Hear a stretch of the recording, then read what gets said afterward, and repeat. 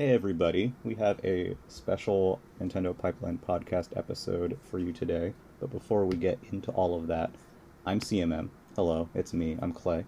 And with me I have... Jared, what up? Also, One Up Muffin. Also, James, coming directly to you. God. And today we also have a wonderful guest. Who might you be? I'm Mina. I've been on this podcast before. Also, in the future, I feel like I'm time traveling. Whoa. It's very weird. Yeah, there's another episode with Mina in the general vicinity of this episode. We're living in the Something, future. some major event happened that we're going to talk about today that superseded that episode. Yeah, the presence is our past. God, Mina's presence is a present. Kiss her ass. Ah. That's a Kanye West quote. I'm going to get canceled God. from the podcast. God, I can't believe we're going to get copyright stricken. Don't worry, only 3% of our Kanye. audience would have known that if you didn't explain it. I know, it's great, right?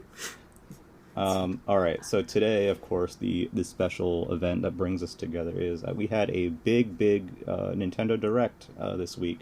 40 minutes long with all kinds of new announcements and all kinds of wild stuff. I think plenty of surprises. So without further ado, I guess let's kind of just get into it. We opened with our first game here is the Fire Emblem Warriors 3 Hopes. It is a Muso title. I know some of you are not super interested in that one. This game is what I would like to call one of the Muso traps. Joining the ranks of Age of Calamity and Persona 5 Strikers, where they're like, hey, idiot, would you like some more of that storyline from that game you like? Yeah. Well, we're making a Warriors game where that story lives, and then you buy the game, even though you wouldn't normally buy a Warriors game, because Warriors games are, they're an acquired taste, if I'm being generous. I liked Hyrule Warriors 1 okay. There's a certain novelty to playing as Marin and Skull Kid that I cannot, deny. I thought Age of Calamity was also okay. There was a novelty to playing as Mipha and Sidon and all the other champions and all them. I haven't played Strikers yet, but I want to. But again, this game doesn't interest me because it's a Muso, because I love Musos. It interests me because I like the characters in Three Houses. Yeah. And it will be fun to play those characters in this way and get a little bit more of the story. I don't know what they're doing with the story. I don't know what they could be doing with the story. It must take place somewhere in between. Or time travel. I mean, I think it's an alternate timeline. Because, already Fire Emblem Three Houses has, 4 timelines, right? 4 different split paths. So I think this is a 5th split path where everyone lives, everyone's happy. You get to see Edelgard and Dimitri make out, yeah. It's been interesting to see... sorry, go on? Do I get to make out with Claude? Yeah. Okay, yeah. Hell yeah. Claude is Day violent. one, baby. Yeah. But, yeah. It's been interesting to see the Warriors games, because before they have just been these general, here's Zelda, the whole franchise, right? So Hyrule Warriors, here's Fire Emblem Warriors, the franchise. But starting with Age of Calamity and Persona 5 Strikers, they've been, these direct continuations or prequels to, very specific entries in those franchises. Right? Yep. And this is another one of those, and I think that's a fascinating thing to do. In my brain, these are almost like official fanfics. Yeah. I think of them more as a Disney direct to VHS or DVD. Yeah, this is The Lion King 2, Simba's Pride. That's exactly what I was going for. Yeah, I'm glad you didn't say Lion King 1.5. I forgot that existed. I forgot that existed, yeah. Yeah, try to forget. But yeah, it's, this is an interesting thing to go. I mean, I don't care for Warriors games, but of course it's Nintendo, so I'm like, oh man, Hyrule Warriors is pretty cool, right? The only Warriors games I played is Hyrule Warriors and Fire Emblem Warriors. I fucking love Fire Emblem. I fucking hate Fire Emblem Warriors. I thought that game was dog shit, honestly. I bought that day one. It is still in shrink wrap. I do not like that game. Again, I maybe I'm just not a Warriors fan, but like Hyrule Warriors was serviceable enough for me, you know. But Fire Emblem Warriors just I did not like that game at all. I haven't touched Age of Calamity. I really should. A friend of mine grinded a lot of Fire Emblem Warriors and really enjoyed it. For me, Hyrule Warriors was my entry into Musou games, and I like them. I like them actually quite a lot. But it depends on the series or IP that's attached to them. Because if I'm going to be grinding in this game, it has to be something I like. I think you gotta have that base interest in that franchise, right? And so if you don't like Fire Emblem, or specifically Fire Emblem Three Houses, right? Yeah, it's just and I would say it's like go on. Sorry, I was just saying, and it's like Zelda content in the context of a Warriors game, I think, is actually very fun. Something that the original Hyrule Warriors succeeded at is having a lot of different characters with a lot of different movesets.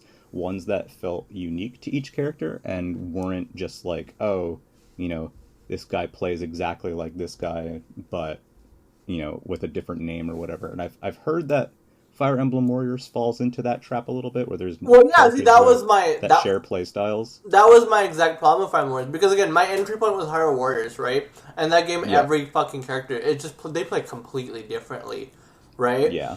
And so, going from that to Fire Emblem Warriors, which now I learned I was just spoiled by apparently just playing one of the best Warriors games right at the gate, right? Only Hyrule Warriors is just generally regarded as a better Warriors game than most. But Fire Emblem Warriors just has a bunch of characters that play exactly the same, and I kind of worry that Three Hopes, might fall into the same trap, because the problem with Fire Emblem characters is they do just go by there's different there's Fire Emblem has classes, right? And so if you have two different characters in the same class, gameplay wise they are indistinguishable, and so I don't know. I feel like Three Houses could fall into that same trap that the original Fire Emblem Warriors did. I think you might be a little bit better off here, because one of the biggest issues, if I recall, and I could be wrong, but Fire Emblem Warriors was a game that was so heavily focused on just awakening and fates. And Lyn was also there because everybody likes Lyn. But the thing with Three Houses, it's going to be focused only on Three Houses. There's a lot of characters in Three Houses, right? A whole lot of characters, and none of them have actual canon classes, because of the structure of the game is that you can pretty much make anybody anything that you want, right? Even if it's against their will. Well, no, I say that as kind of glibly, but the fact of the matter is that there are characters that have a lower growth rate in intelligence versus strength, Right. But you can still force that character to be a mage, and it's very funny. But there's 50 characters in Three Houses that could be playable, and then not even including whatever OCs they come up with and whatever villains they have that are also playable. The OCs are then a problem too, right? Because this is the problem with Fire Emblem Warriors is not only did they have to include a bunch of goddamn swordsmen because it's Fire Emblem, right? Right. But then you get the OCs swords too, so it's what the. Well, that's kind of what I was getting at. Is you don't have to worry about them adding all of the sword lords. Yeah, that's true. Because it's just Three Houses. Yeah. And hell, between the main characters. Second. Oh, I just wanted to say, as maybe the biggest Musou fan here, but the least favorite Fire Emblem fan, it was very uninteresting. Hey, man, that's fair. Nothing of this. I will say, my biggest thing is and maybe this is better safe for general thoughts at the end, but this is a weird direct for me, because the opener and the closers were kind of the least biggest deal for me in the direct. The opener more so. Yeah, we'll talk about the closer later, but we all know. Wow. But Fire Emblem Warriors just did nothing for me as an opener. I thought this was such a weird way to open the direct, and honestly, like, besides Overwatch, maybe the weakest thing that we've gotten, like, as a direct opener. And so when we got this, I was sweating. I was like, oh god, is this direct gonna be like shit? Luckily it turned out for the better at the end. I didn't think it was a big like deal. I mean, I just saw, like, I was like, oh, Fire Emblem, oh, Warriors. If it was a real Fire Emblem game... If it was a real Fire Emblem game, this would have been a very hype opener, right? If it was the brand new... I think it's still a fine opener. I think a new Nintendo Warriors game, I think, is a fine way to open it. But like a third-party Overwatch. But if it was a new, like... Sure, I'm not saying... Like Star Fox Warriors or Kirby Warriors or whatever. Absolutely. But the fact that it's a second Fire Emblem Warriors game is like, okay, I guess... Yeah. Kirby Warriors would be so fucking cool. Which one? Yeah, Kirby Warriors. Yeah. Warriors of Dreamland, give it to me. I think Pokemon like makes so much sense.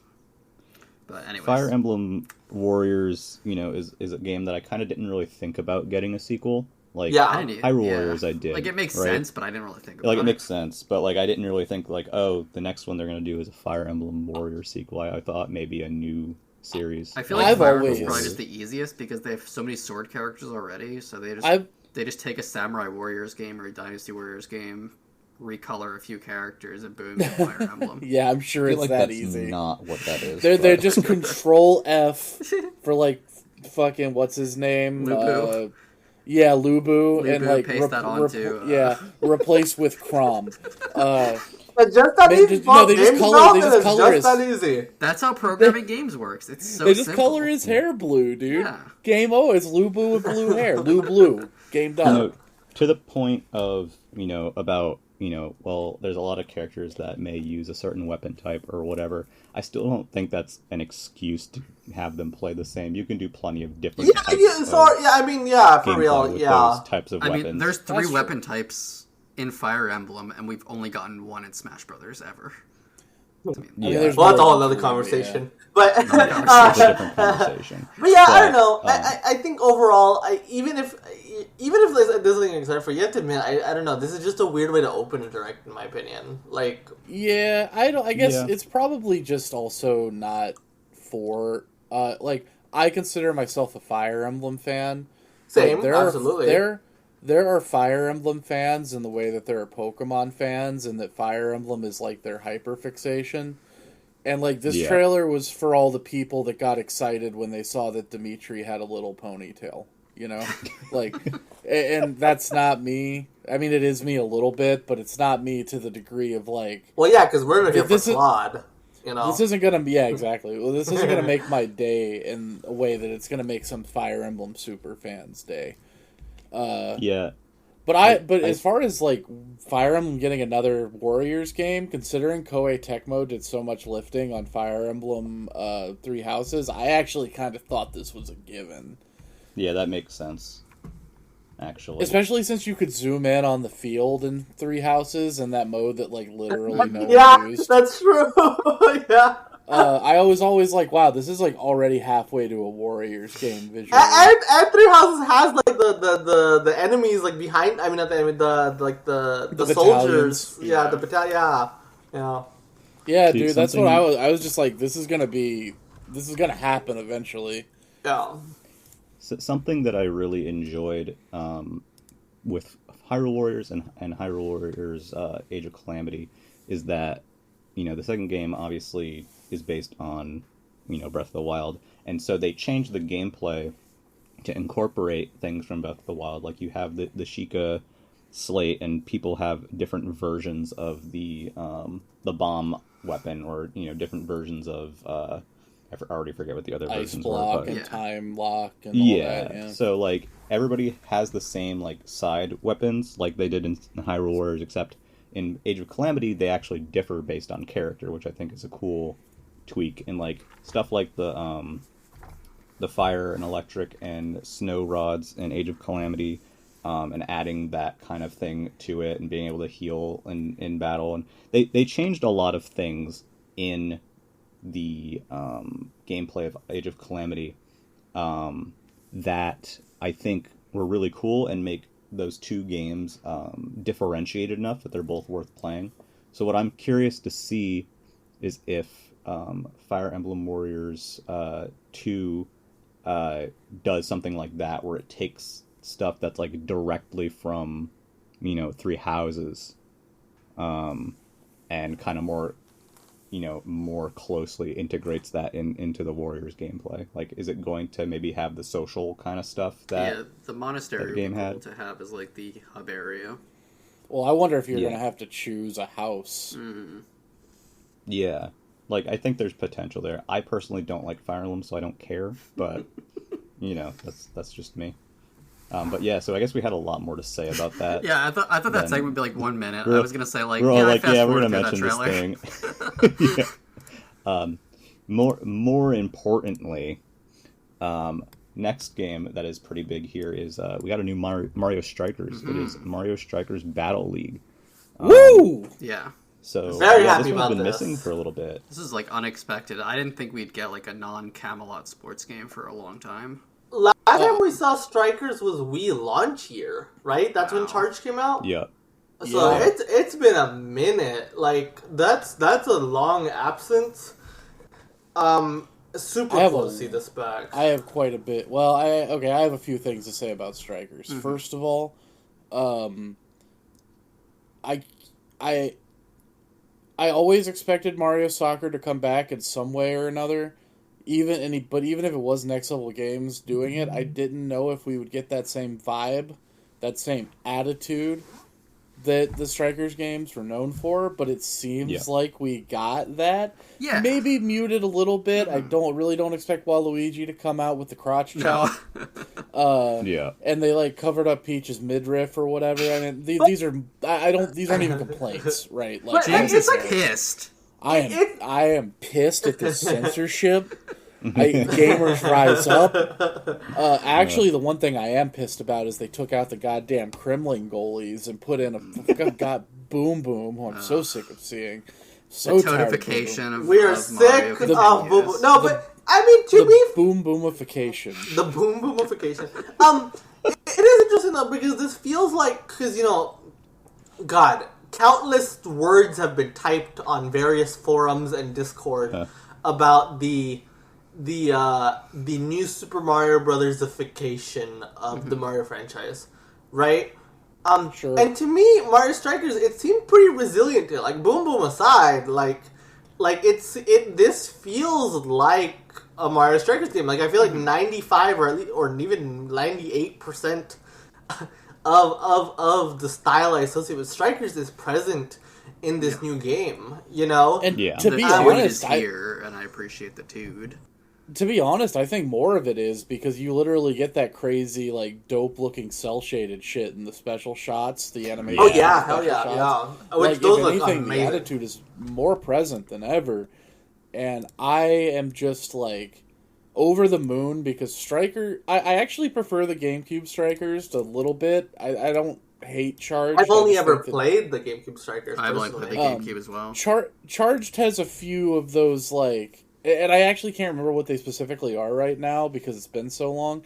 But I remember Strikers Charged having a few of those, like, Wii-era Nintendo moves, Yeah. where, Yeah, like... They had that super move where you have to like hit the 5 balls with the pointer. Yeah, stuff Remember like that detracted a little bit, but the first GameCube Strikers is easily my second favorite Mario sports title, only trailing behind Tennis 64. And it's not by much. Man, Yeah, That's kinda me, it's too. for me. It is very up there. Like as a kid, this was actually my favorite. I loved Mario Strikers on the GameCube.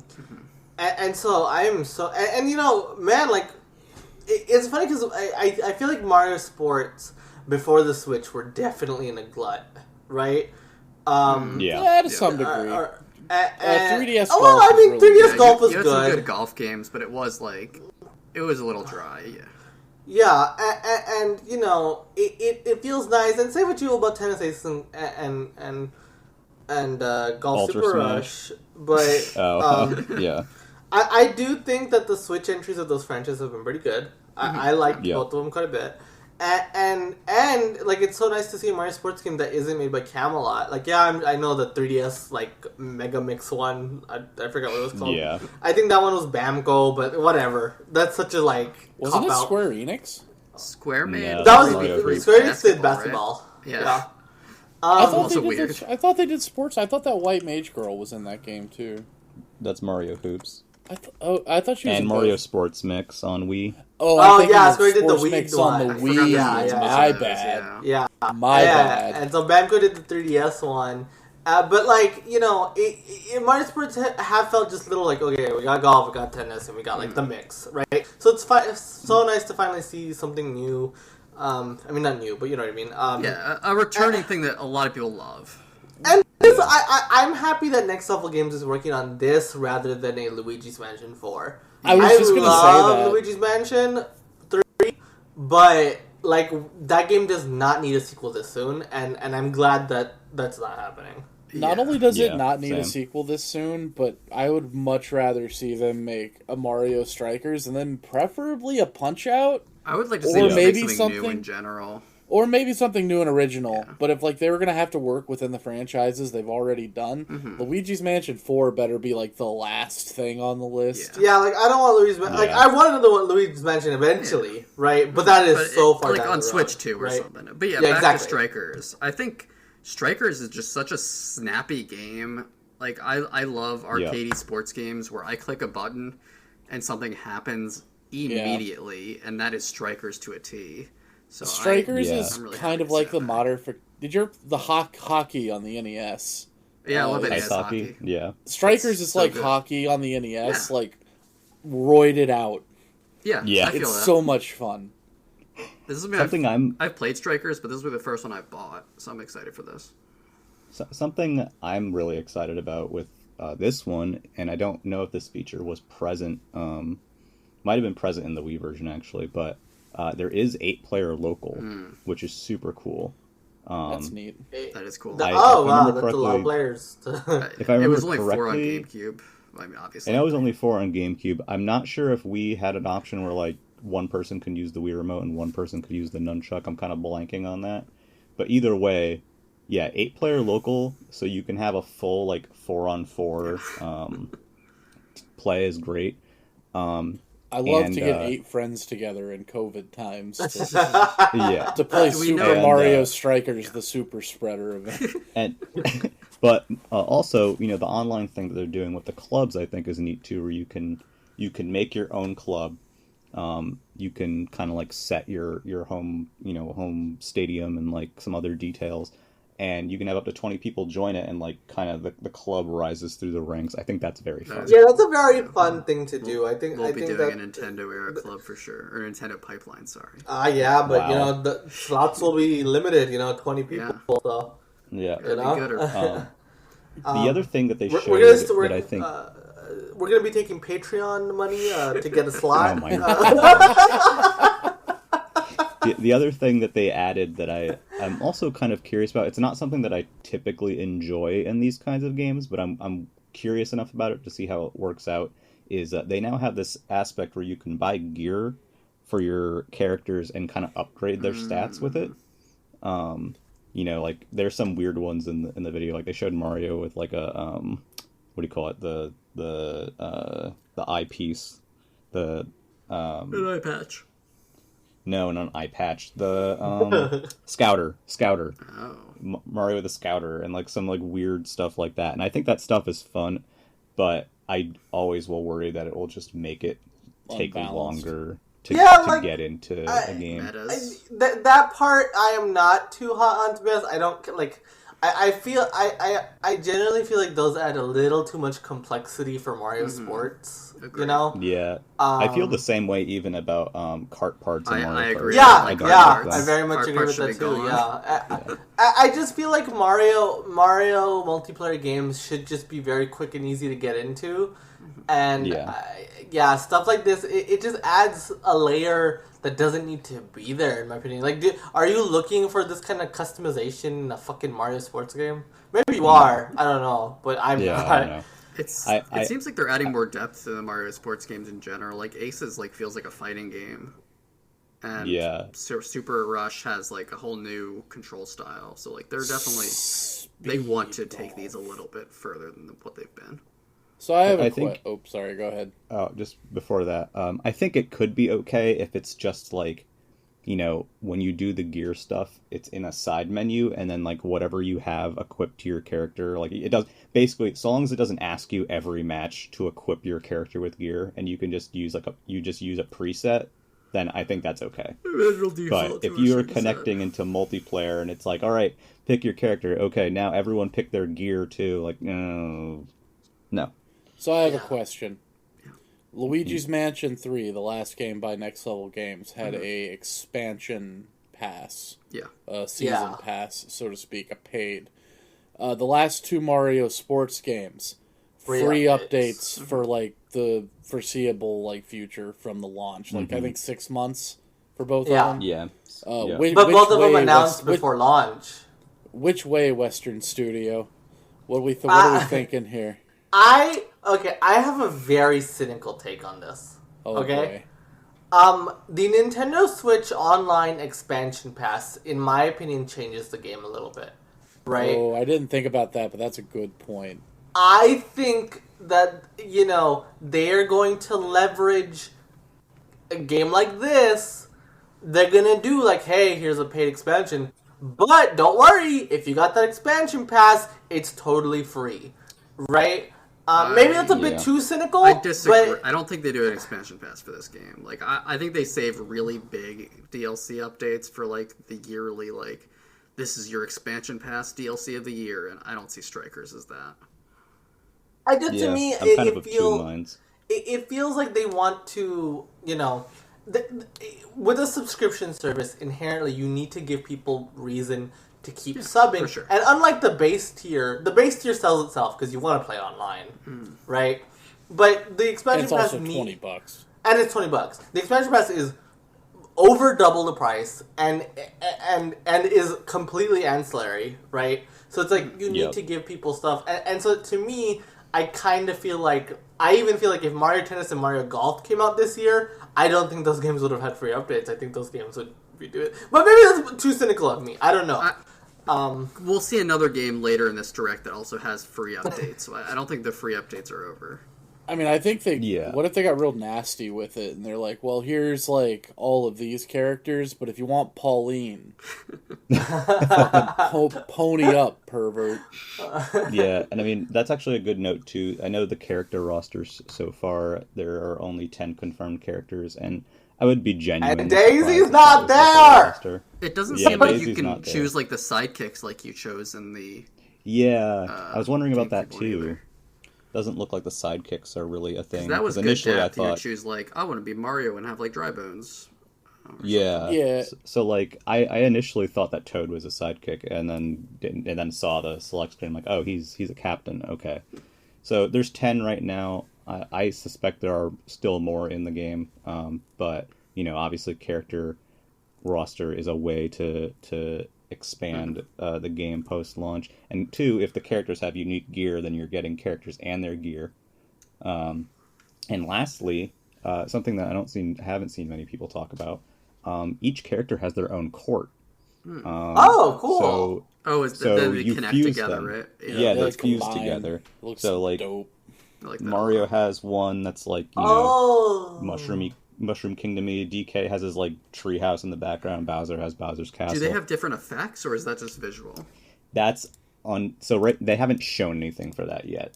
So I'm of 2 minds about this. One, I like the idea, especially if they have different effects for each. But I am worried if they don't have different effects that the game will lose some of its, you know, excitement, because in Mario Strikers the different courts had different things going on. So there's definitely different stadiums, because I'm looking at the online club menu right now, and you can choose like what your default stadium is for that right club. And what I think is that's your half of the court that you're choosing. Yeah, that's my thought. I don't know for sure, but they made the first visual that we saw of this game were the 2 halves of a court. I was wondering what that was about, because that's how the trailer. Yeah, that's how the trailer opens. Is like you see the 2 courts like connecting, and I was like, what? So that means every character also has their own. Yeah, so that's a cool. That's so I think that could be interesting. Yeah, but it's either a cool visual touch or it could have severe gameplay implications. And so it makes the courses. I think it'll make the courses less interesting than Strikers, because Strikers have some really fun, weird courses. Yeah, I'm a little worried about that. I'm not crazy about the idea of it could be that the court that you choose is independent of the character, right? Like you could maybe have it so that you pick Mario, but the court that you're using is Donkey Kong's treehouse or whatever. I think that would be a more elegant solution, just that every character has one, right? As opposed to if you pick a character, then you're stuck with their court. I'm hoping that the courts themselves, the court chunks, have their own sort of obstacles or things that can happen, because so far it looks pretty plain. I'm gonna bring up something really random, but it kind of reminds me of Worms Forts mode. Each team would choose their own fort, and then you would fire against each other, and so they would kind of join together. So, see, what it reminded me of actually, which is not going to make people happy, is the Mario Party 10 amiibo board mode, where each corner, every character had their own little corner with stuff going on, and you put them together. I'm not sure what's going on with that, but I mean, who knows? They haven't really shown that in detail yet. Yeah, I mean, this game is out in 3 months. We're going to get Twitter updates about it, I imagine, for the next, several weeks. We might even get, another, short, video presentation like they did with Aces. Yeah. I mean, is June 10th I guess we don't know when that would be the weekend before E3 normally. Mind you, is E3 happening this year? Right. I was gonna say, I don't know. We don't know what form E3 is gonna take this year, if any solid form, right? So, right. I guess. But I would say, regardless, firmly this would be out before the June Direct. So I want to say I have faith in this game to be good, because Next Level Games doesn't miss. They don't miss, yeah. Yeah, they don't miss. I guess Federation Force is a miss. I haven't played it. Maybe it's fine. choose to blame Kensuke Tanabe on that. Yeah.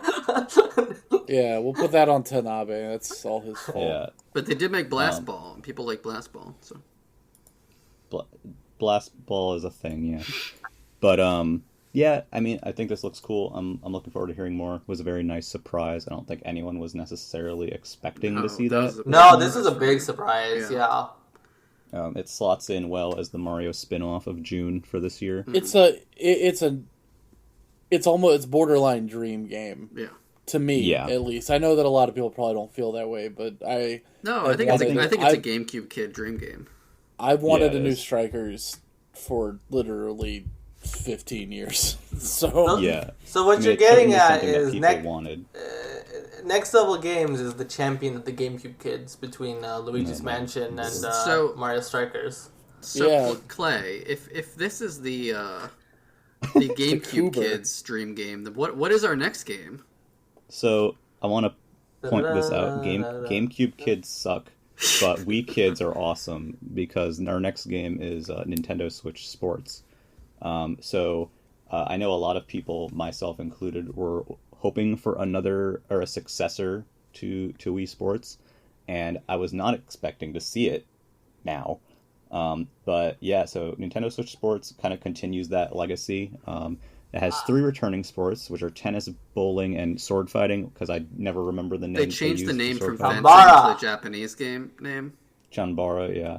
And it has 3 new sports, which are soccer, volleyball, and badminton. And so I'm curious what you all thought of the reveal, because we had some very intricate discussion. I applauded, I screamed, I started crying, and then I applauded again.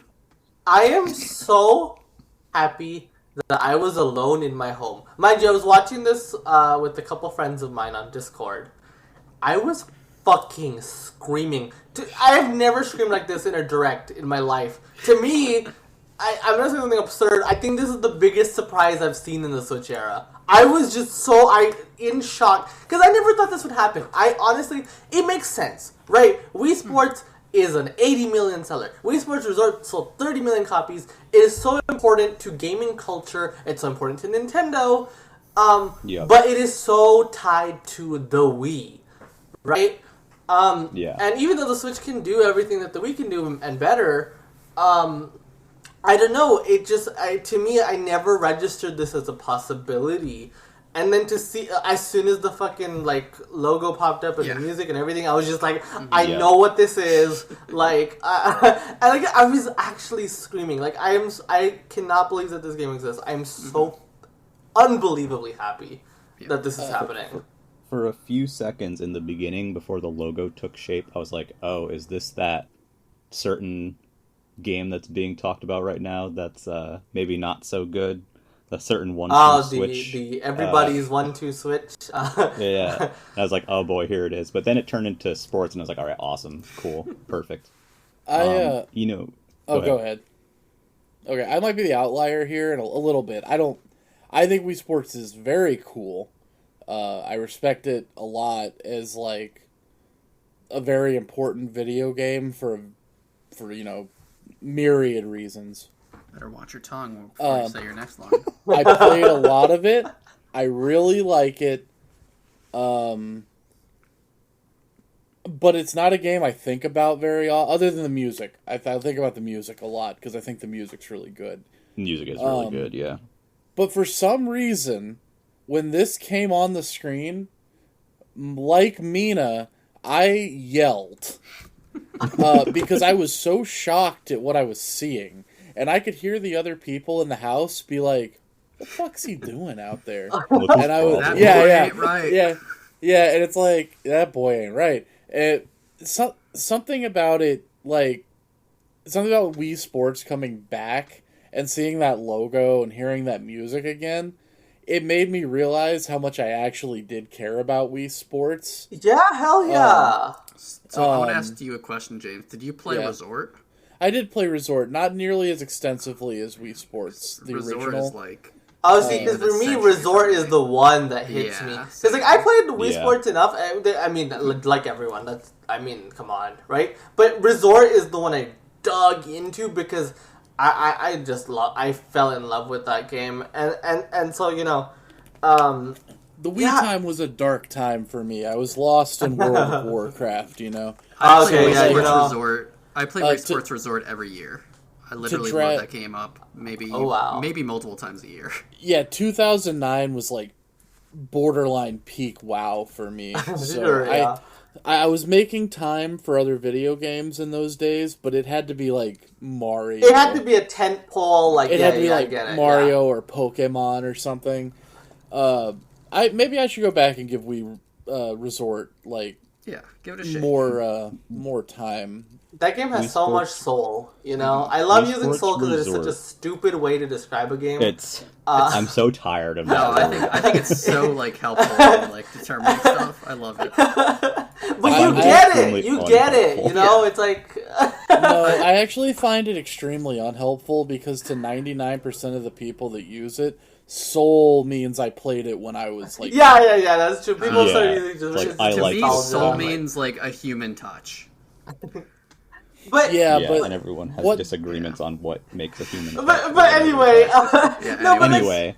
I don't know, really, this really feels like the craziest announcement that we've gotten this gen for me. Am I crazy to say that? No, I think it's wild.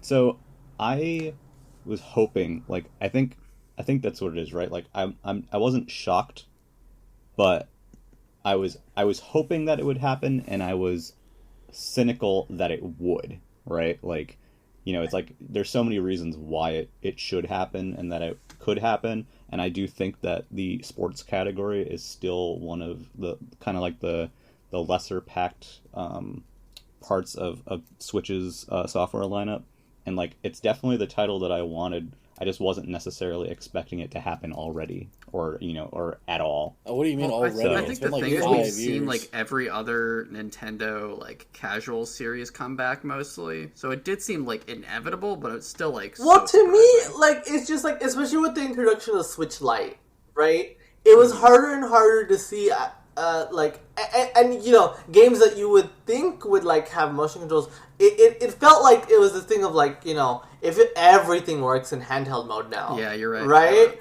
No, And with the Switch concept, it just felt like in terms of like casual games to come back, despite Wii Sports obviously being one of the bigger deals, those other ones just in my mind made more sense for the Switch platform. Not to say the Switch Sports doesn't, right? But specifically for the whole hybrid stuff, like it feels like, you know, Nintendogs or Tomodachi Life or whatever, like those games like you can very easily see coming back. Right? Nah, no mic, dude. Nintendogs. No mic. Yeah, you're right.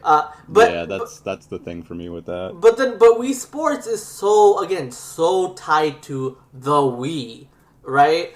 And like we saw a Wii franchise come back on the Switch, being Ring Fit, like that Wii Fit turned into Ring Fit, right? But that is such a huge, and for the better, I agree. But that is such a huge departure from what Wii Fit is.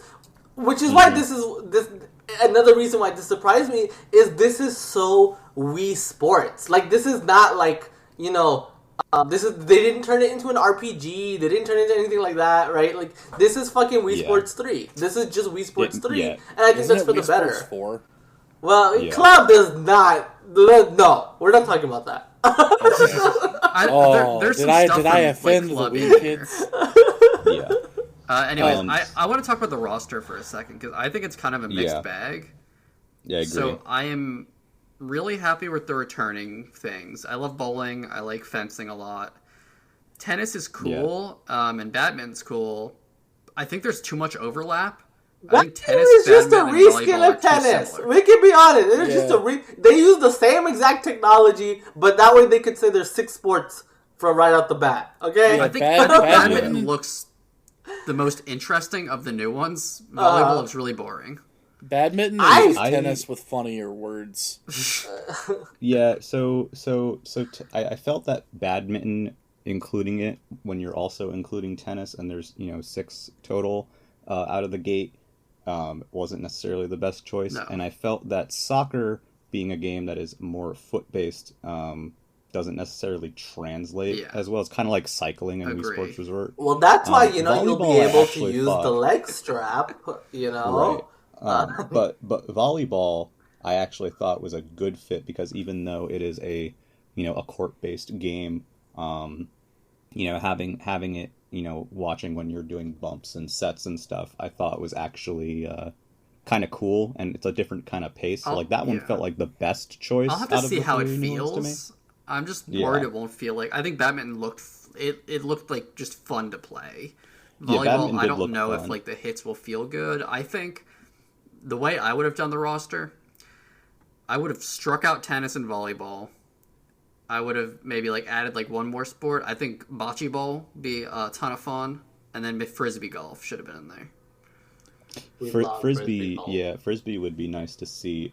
I'm very happy that, so in terms of the returning ones, right, you have one that was only in the first Wii Sports, not if we're not talking club here, is tennis. Yeah. It's kind of the iconic one. I feel like it kind of has to be there. Makes sense.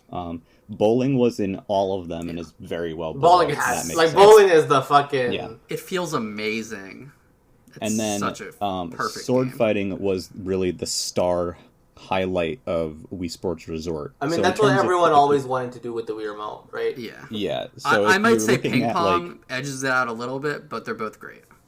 I would say if you're looking in terms of like if you for some reason limited yourself to picking 3 sports to return, then those would be the 3. Yeah, they picked the right 3. Like they picked the right 3 to come back, because those are those are the most popular. Barring golf, I do think golf is such a huge part, but obviously that's coming later.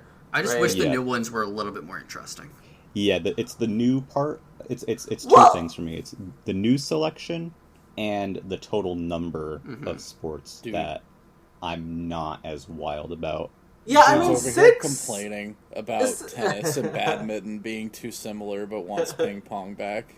No, I didn't say ping pong come back. I just said I really liked ping pong. Okay. I just said that was one of my favorites of a resort. I said badminton should have been the only court-based one here. I'm not upset with the amount of stuff at launch, but I am a bit perplexed, like, why are you rushing a game for an April release? Like, that's not a time, like, oh, we really gotta make that April sales season. No, like, what? Yeah. I guess Golden Week in Japan, but I don't know, man. Like, it feels weird that they felt like Wii Sports has to come out in April. Like, if it just came out in summer, like, and maybe it's partially like they want to spread out their tentpoles a little bit more, right? I mean, they do have a packed year.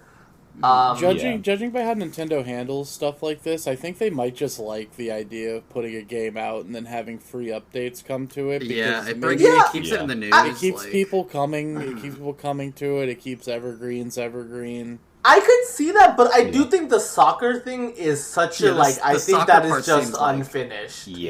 So I can briefly, see that. Before we talk about that, so when you buy Wii Sports, when you buy Nintendo Switch Sports, it comes with the leg strap, and the leg strap was also used in Ring Fit. By the way, this is going for $39.99, which I think great price. $39.99 is the digital price only. It's the physical price, I believe, as well. Someone said they were costing more. What I had seen was that the digital price was slightly cheaper than the physical price because it did not come with a leg strap. So what's the price difference then? I don't know. I don't know what the digital price is. No, the digital price is $40. Again, I saw the physical for $40. Weird. I'm so I think, again. I'm kind of, there's some confusion about that. But anyway, basically it's $40. Gotcha. And it comes with the leg strap. And so you would think, okay, you're going to use the leg strap to play soccer. However, by default, aka at day one, soccer, you can only use the leg strap in a specific mode, which is like this kind of like score goalie mode. It's shootout mode. Shootout mode. Yeah, it's shootout, where you use it to kick in the goal. Kind of like basically the soccer equivalent of like the home run mode in baseball. Or the basketball one from Ray Sports Resort. For the regular game of soccer, you are using the Joy-Con, but you're using you're kind of like swinging them to do like tackles and dives and shoots. Like it's not, you're holding them in your hands pretty much. However, after launch, the first free update makes it so that you can use the leg strap in soccer proper, not just in shootout mode. And that, to me, especially since you're including the leg strap with every copy anyway, and at launch it's only going to be in that one small mode. It's so seems weird to me Why to would not they do at least that? have at least to not I feel like at least they wanted to make a statement with soccer.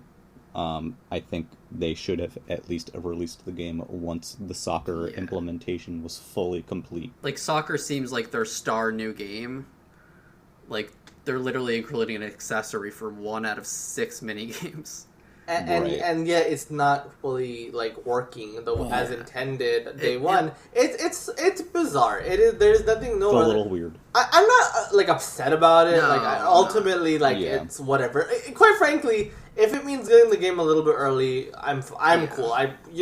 Personally speaking, I'll play the game early. I don't care. If it bothers you that much, buy it in June or whatever, right? Yeah. But I would say soccer also seems like the most in-depth game here, because you actually have analog control, which is weird. I feel like soccer is the weirdest game in this, though. I agree with you that it's maybe... I do believe that they want to position it as the standout game, right? But it feels weird because, A, it feels a little more complex than your usual Wii Sports affair.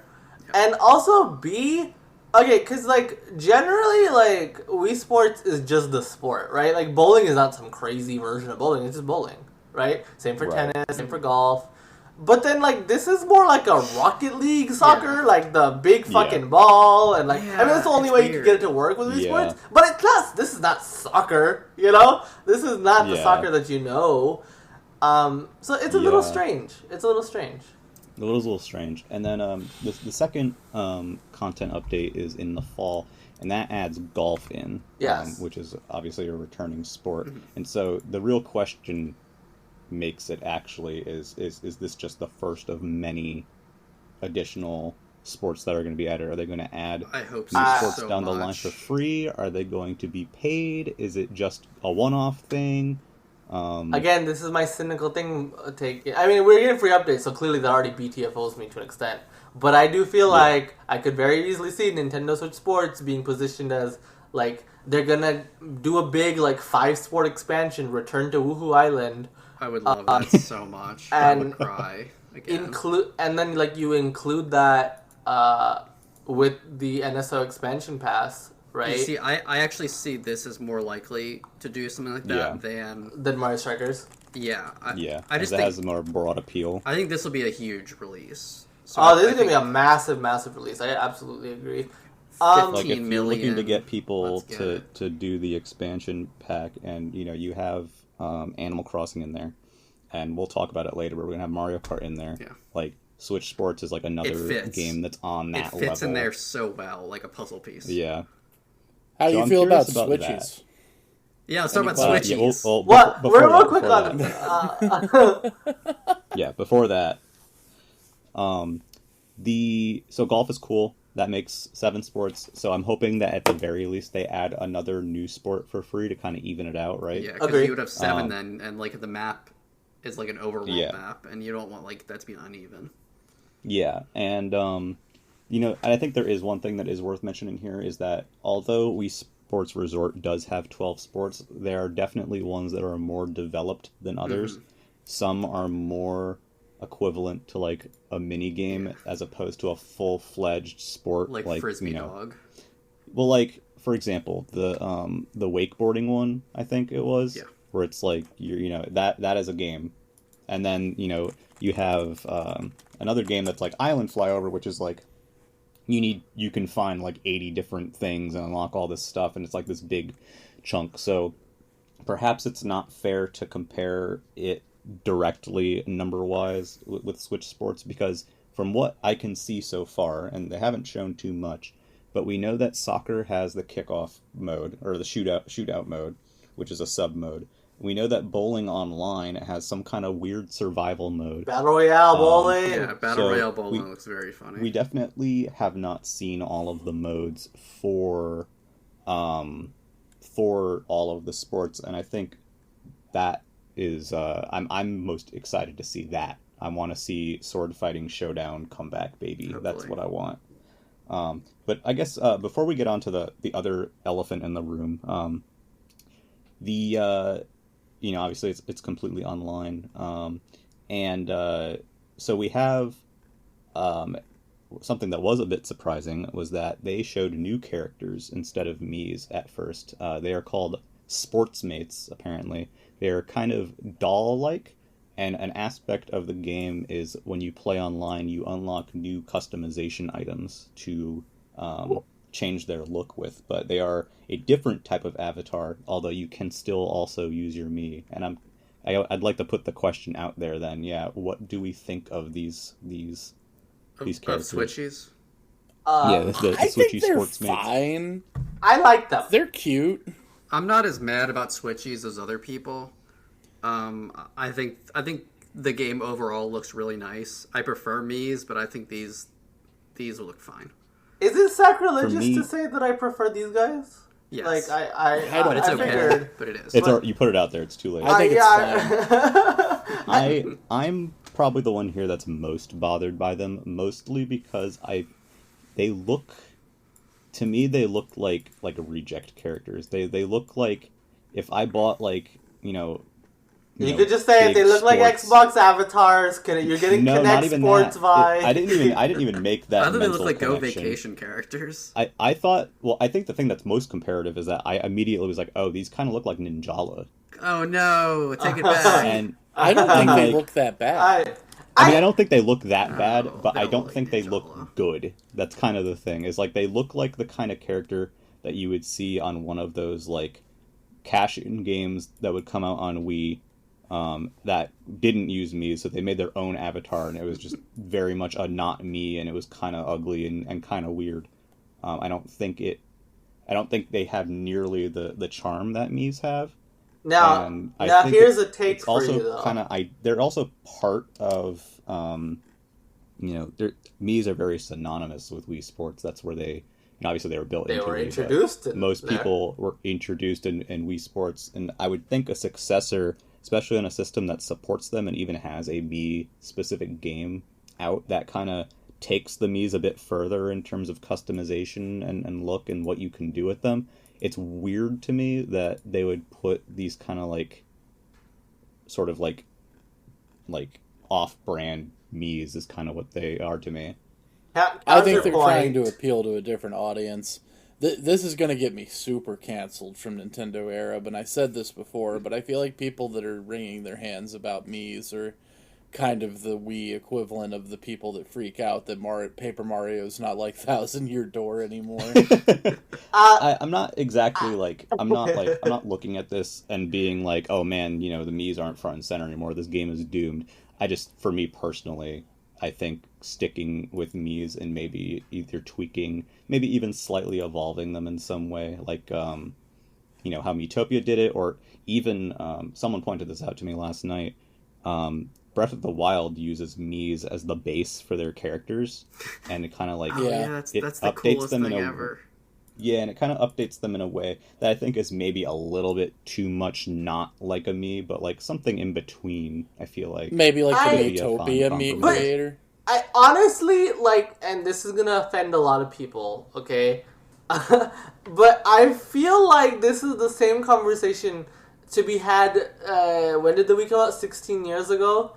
I would bet you there was a lot of people in 2006 being like, well, why do we need these Mii characters? Like, the villagers in Animal Crossing are Nintendo's customizable characters, and they have so much more charm. That was a thing. That was a thing. A lot of people didn't like Mii's. The Mii love grew over time.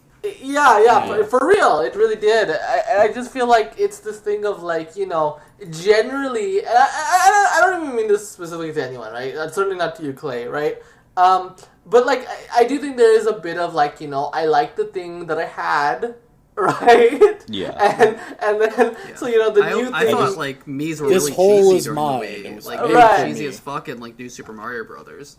You can play as a Mii. That was stupid. I didn't like that you could do it in Mario Kart. Yeah, same.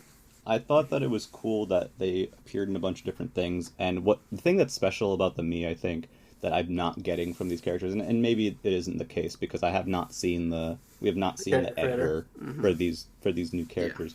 But the thing about Mii's that makes them, I think, such a good fit is that it's they're not super complicated to make, but you can really get a very good.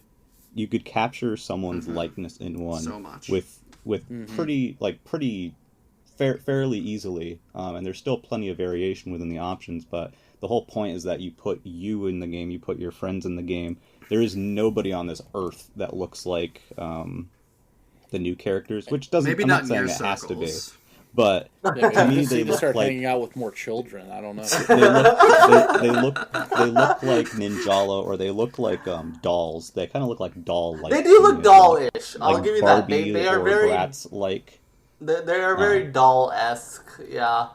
I feel like I just feel like the range of expression that you get in the Mii characters and the fun that brings is not necessarily present in these new characters yet.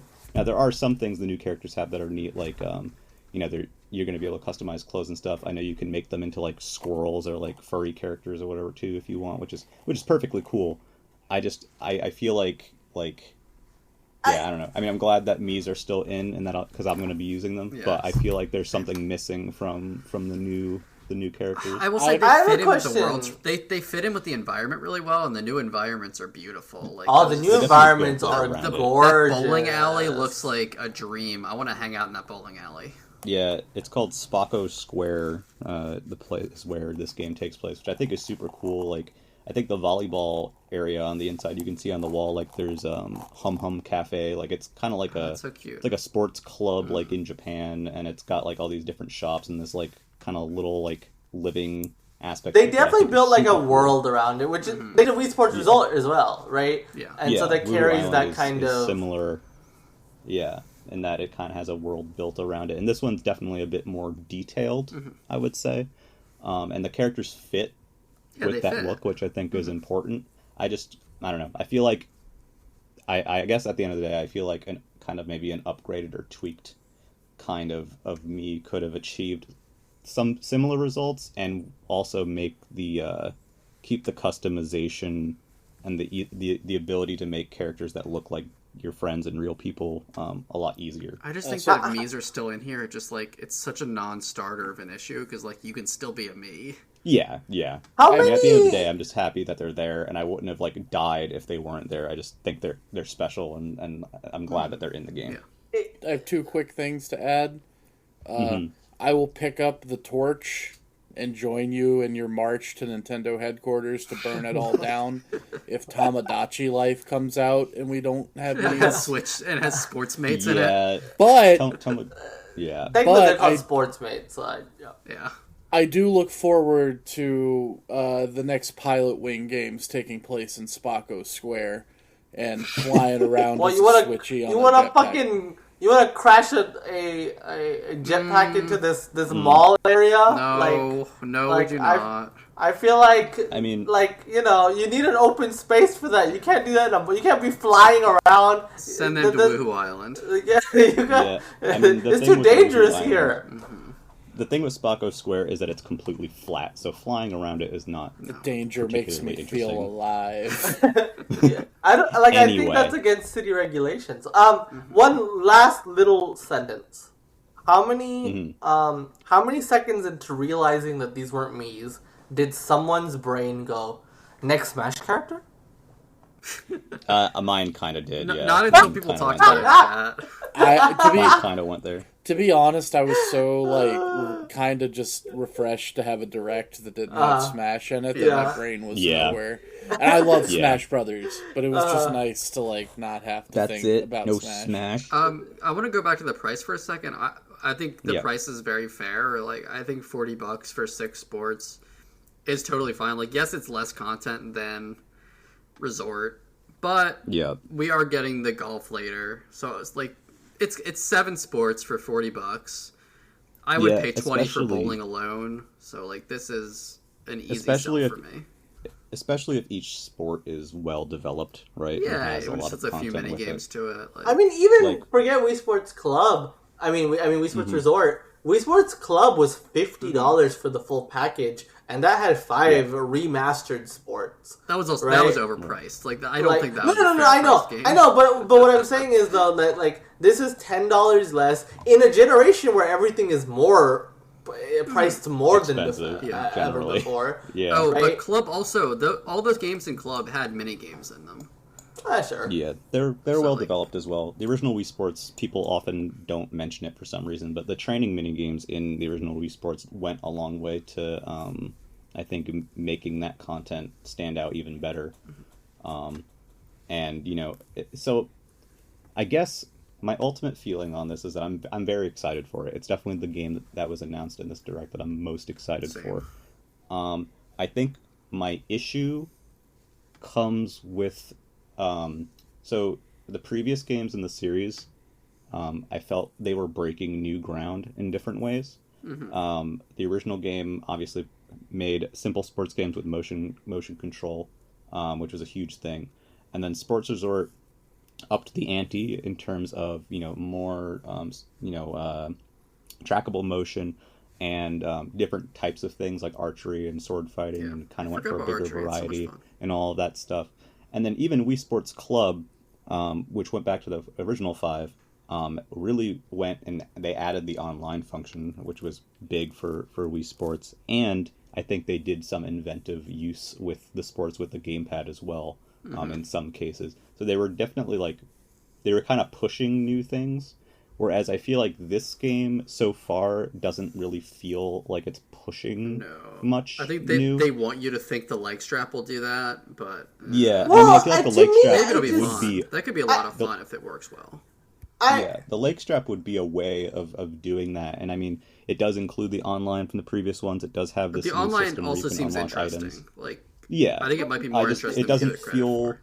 It doesn't feel like a major evolution so far. Not But everything I don't has think to it. be like. Yeah, I don't think it needs to be. My thing is, it just But- doesn't need to be in the same way. I think a lot similar. This is gonna be a very funny comparison, but a lot of similar stuff was said about Metroid Dread, right? Mm-hmm. And to me, it's just the thing of these games when they came out, they were very inventive, they were very revolutionary, whatever, right? But now they have become established franchises, and they went dormant for so long. It's just nice to see them back, and they don't need to be the next step. Now they're just this established franchise, and that's cool. That's good enough for me. Yeah. I'm just happy to have this franchise back. Yeah, I'm so happy I'm to very have Wii happy. Sports on a new system with new online. At the end of the day, I'm extremely happy it's back. I'm absolutely in. There is a online test that's coming up. If you would like to be part of that, you need a Switch Online membership, and you need to register on sports.nintendo.com on February 15th, which I don't know if I think this episode will be out by then. So just keep that in mind. And I think ultimately all of us are very excited that this game is back. Day zero. I'm just hoping that maybe they do. I'm wondering if maybe there's a little something that's coming maybe for it that would be push it just a little bit further. And I think I would agree that the leg strap and like the fully realized soccer is probably like the closest to that. Not that it's insignificant that they've redone all the avatars as well. I don't want to brush that, and the customization of them. I don't want to brush that aside as nothing. But yeah, I mean, we will see. Yeah. So finally done. Yeah, we're finally done with that. Yeah, I think that was the biggest one here. Yeah, that was the biggest announcement of the show for sure. Not for me, but well, yeah, we'll get there. So next, I wanted to we're kind of mashing this all together, but Square Enix was firing on all cylinders. Oh yeah, I mean, but the secret is they're very prolific in most directs of the Switch era. If you go back and look, as time gone on, I mean, Square Enix just publishes so many goddamn games on this platform. You know? Yeah. They're prolific in directs, but there's a special sauce in this one. Oh no, this one they have gone like above and beyond, right? Clay, can we just talk about like the biggest one real quick, right? Yeah, before we get into that, I just want to briefly mention this isn't new to the direct, but they briefly mentioned that Kingdom Hearts is coming as a cloud game. It's out now. Hold on. Can you say the whole title? No, I can't. Kingdom Hearts Cloud. It's Kingdom Hearts Integrum Masterpiece for Cloud. Yeah, whatever. So Integrum Masterpiece, my dog. Kingdom Hearts is coming to Switch. It's there now. It's a cloud-only game. Obviously, I think we've talked before about how we feel about that. Ironically, really Cloud is only in Kingdom Hearts 1 and 2. I did want to mention it because it is Mina. Just one of several Square Enix games that are releasing and were featured in this direct. The big one was, here it is, and I'm going to try to remember if I'm saying this right, the Live Alive remake. You nailed it. This is an HD 2D, and it is a game that was released on the Super Famicom and never made it to the West, and now it's getting big boy treatment, including a physical release and published by Nintendo, and seems to be a Switch exclusive, at least for now. Yeah, I did not realize that, actually. Yeah. So it is in the same vein as Bravely and Octopath and Triangle. Beautiful names, by the way. The game in the West is published by Nintendo. Nintendo's putting their full support behind this title. This is such a crazy announcement. And personally, I didn't get it at first. Like, to be clear with you, full disclosure, I knew of the game, but I didn't know what a big deal it was. But after the fact, like, people explained to me, and I was like, oh my god, no, this is a huge fucking deal, actually. This game's got some hot pedigree behind it. I don't know if you're aware. Yeah, so this is the directorial debut of the Chrono Trigger director, right? Which should tell you a lot. Right? He was lead gameplay designer on Final Fantasy IV. But this was the first time he directed a game of his own. And even if you don't understand that pedigree, and that pedigree is so crazy, right? Yeah. Mm-hmm. I feel like, first of all, because HD 2D, this game is just gorgeous, right? It looks so cool. But then, I love it's not HD just... is their big thing now. But it's not just the HD 2D look, right? Because now this is the third game, and even though it's the third game, it's still wow, right? But push that aside. Well, the fourth one that we've seen. Because Dragon Quest. That's right. I forgot about Dragon Quest. Yeah. Yeah. But even besides that, you could say, oh, that's old hat. But just look at that trailer. There is so much going on. That game looks bonkers, you know? Of that just wrestling like scene, dude, in the wrestling ring, the western part, the western. There's Imperial China. There's a future where you're controlling a robot. Like there's just so many, and there's just so much going on. I don't know how you could look at that trailer, even if you don't like RPGs. I feel like just from the set pieces alone, you should kind of be like, "What the hell is this game?" Yeah.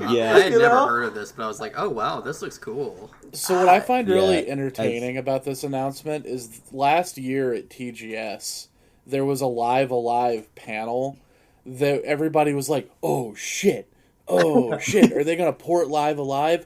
Oh god, if they port it, they're almost definitely going to, localize it. But then the whole panel was just them like talking about how cool Live Alive is, and then they didn't do anything. So when this came on in the direct, and I was like, what the this looks familiar. No way. Are you kidding? To me, this might be the biggest announcement in the direct. And I think that's a fair thing to say. It's a game that I've always wanted to play. A new fan translation of it came out relatively recently, I think. And I was actually thinking about playing that, but now obviously there's no point. I mean, and the fact that it's coming out in the West for the first time, but it's not because over the years we have seen more and more Super Famicom only games show up in the West, but they're ported, right? Like it's the original game, like Trials of Mana, they got a remake as well, but that game came out in its original form first, right? Did it come out in the original form first? Didn't it come out at the almost the same time? Or no, the collection was shadow dropped the day that they announced. That's right. Yeah, that's right. Yeah. And, you're right. My bad. But so it's not just the port, and I think a port also would have been insane, right? But it's a full blown from the ground up HD 2D remake, right? Just this is such a crazy announcement, and it really this game in particular reminds me why I find the Nintendo Switch so fascinating. Because obviously we're all here for the first party games, right? But, the Switch being so popular and being the kind of system it is a handheld, it's a hybrid system, it's more focused on lower end stuff inherently, right? So many games that would not exist otherwise are happening this generation because the Switch is such a success, and Live Alive is prime amongst that. Of just this game, if the Wii U failed, if Nintendo went out of business after the Wii U and we just had PlayStation and Xbox, this game would not be getting remade. Straight up, Yeah. What's really cool about it too is it's so popular, and in all relevant territories. The Vita was pretty popular in Japan, but the Vita didn't pull games like this. Right. Yeah. It's just the perfect storm of everything that, all territories but as you said, it's also lower powered, so it's developers figure out ways to make games interesting visually. HD 2D is very good genius at that. I want to go into that. I'm actually surprised that we're seeing another HD 2D game before the Dragon Quest game comes out. Me too. Another remake. Yeah, because that means there's how many? At least three Square teams working on HD 2D games? Yeah, at least 3 Square. And funnily enough, none of these 3 teams are the team that worked on Octopath. So the Octopath team might be even working on something else. But I think what's clear, I think, is that Octopath was such a success, right? Octopath was such a success that immediately they just greenlit a bunch of HD 2D games. It's just obvious. And it's very. I'm happy. This is what we were hoping for when we saw Octopath, right? Was that we were hoping that this would happen. Yeah. I think people were probably hoping for games like Final Fantasy VI, not necessarily Dragon Quest 3 and Live Alive. We'll get there. I'll be real with you. I've played Final Fantasy VI, dog. I've played it twice. I love that game. This is way more exciting than an FF6 remake, and that engine would be to me. at least. No, I agree. I dude. still wish we would get Final Fantasy VI though, but like in addition to all this stuff though, not in place of, right? Like I love that they're keeping sprites alive. I love old sprite designs. They're keeping them alive, dude. Yeah. So with Live Alive, so everyone here knows that I do not like RPGs. I've been aware of this one for a long time, and I thought it was interesting just because of, obviously it's kind of wacky and insane, and obviously it never made it over here, so it's kind of just naturally something that would pique curiosity. When they first started rolling the trailer, at first I was wondering, because again, I'm not super familiar with RPGs, I was wondering if they were just going to be showing Dragon Quest 3. And then it pivoted to a point where I'm like, this doesn't look like Dragon Quest. And then as soon as the logo started coming in, or as soon as I saw, when it said Alive, I was like, okay.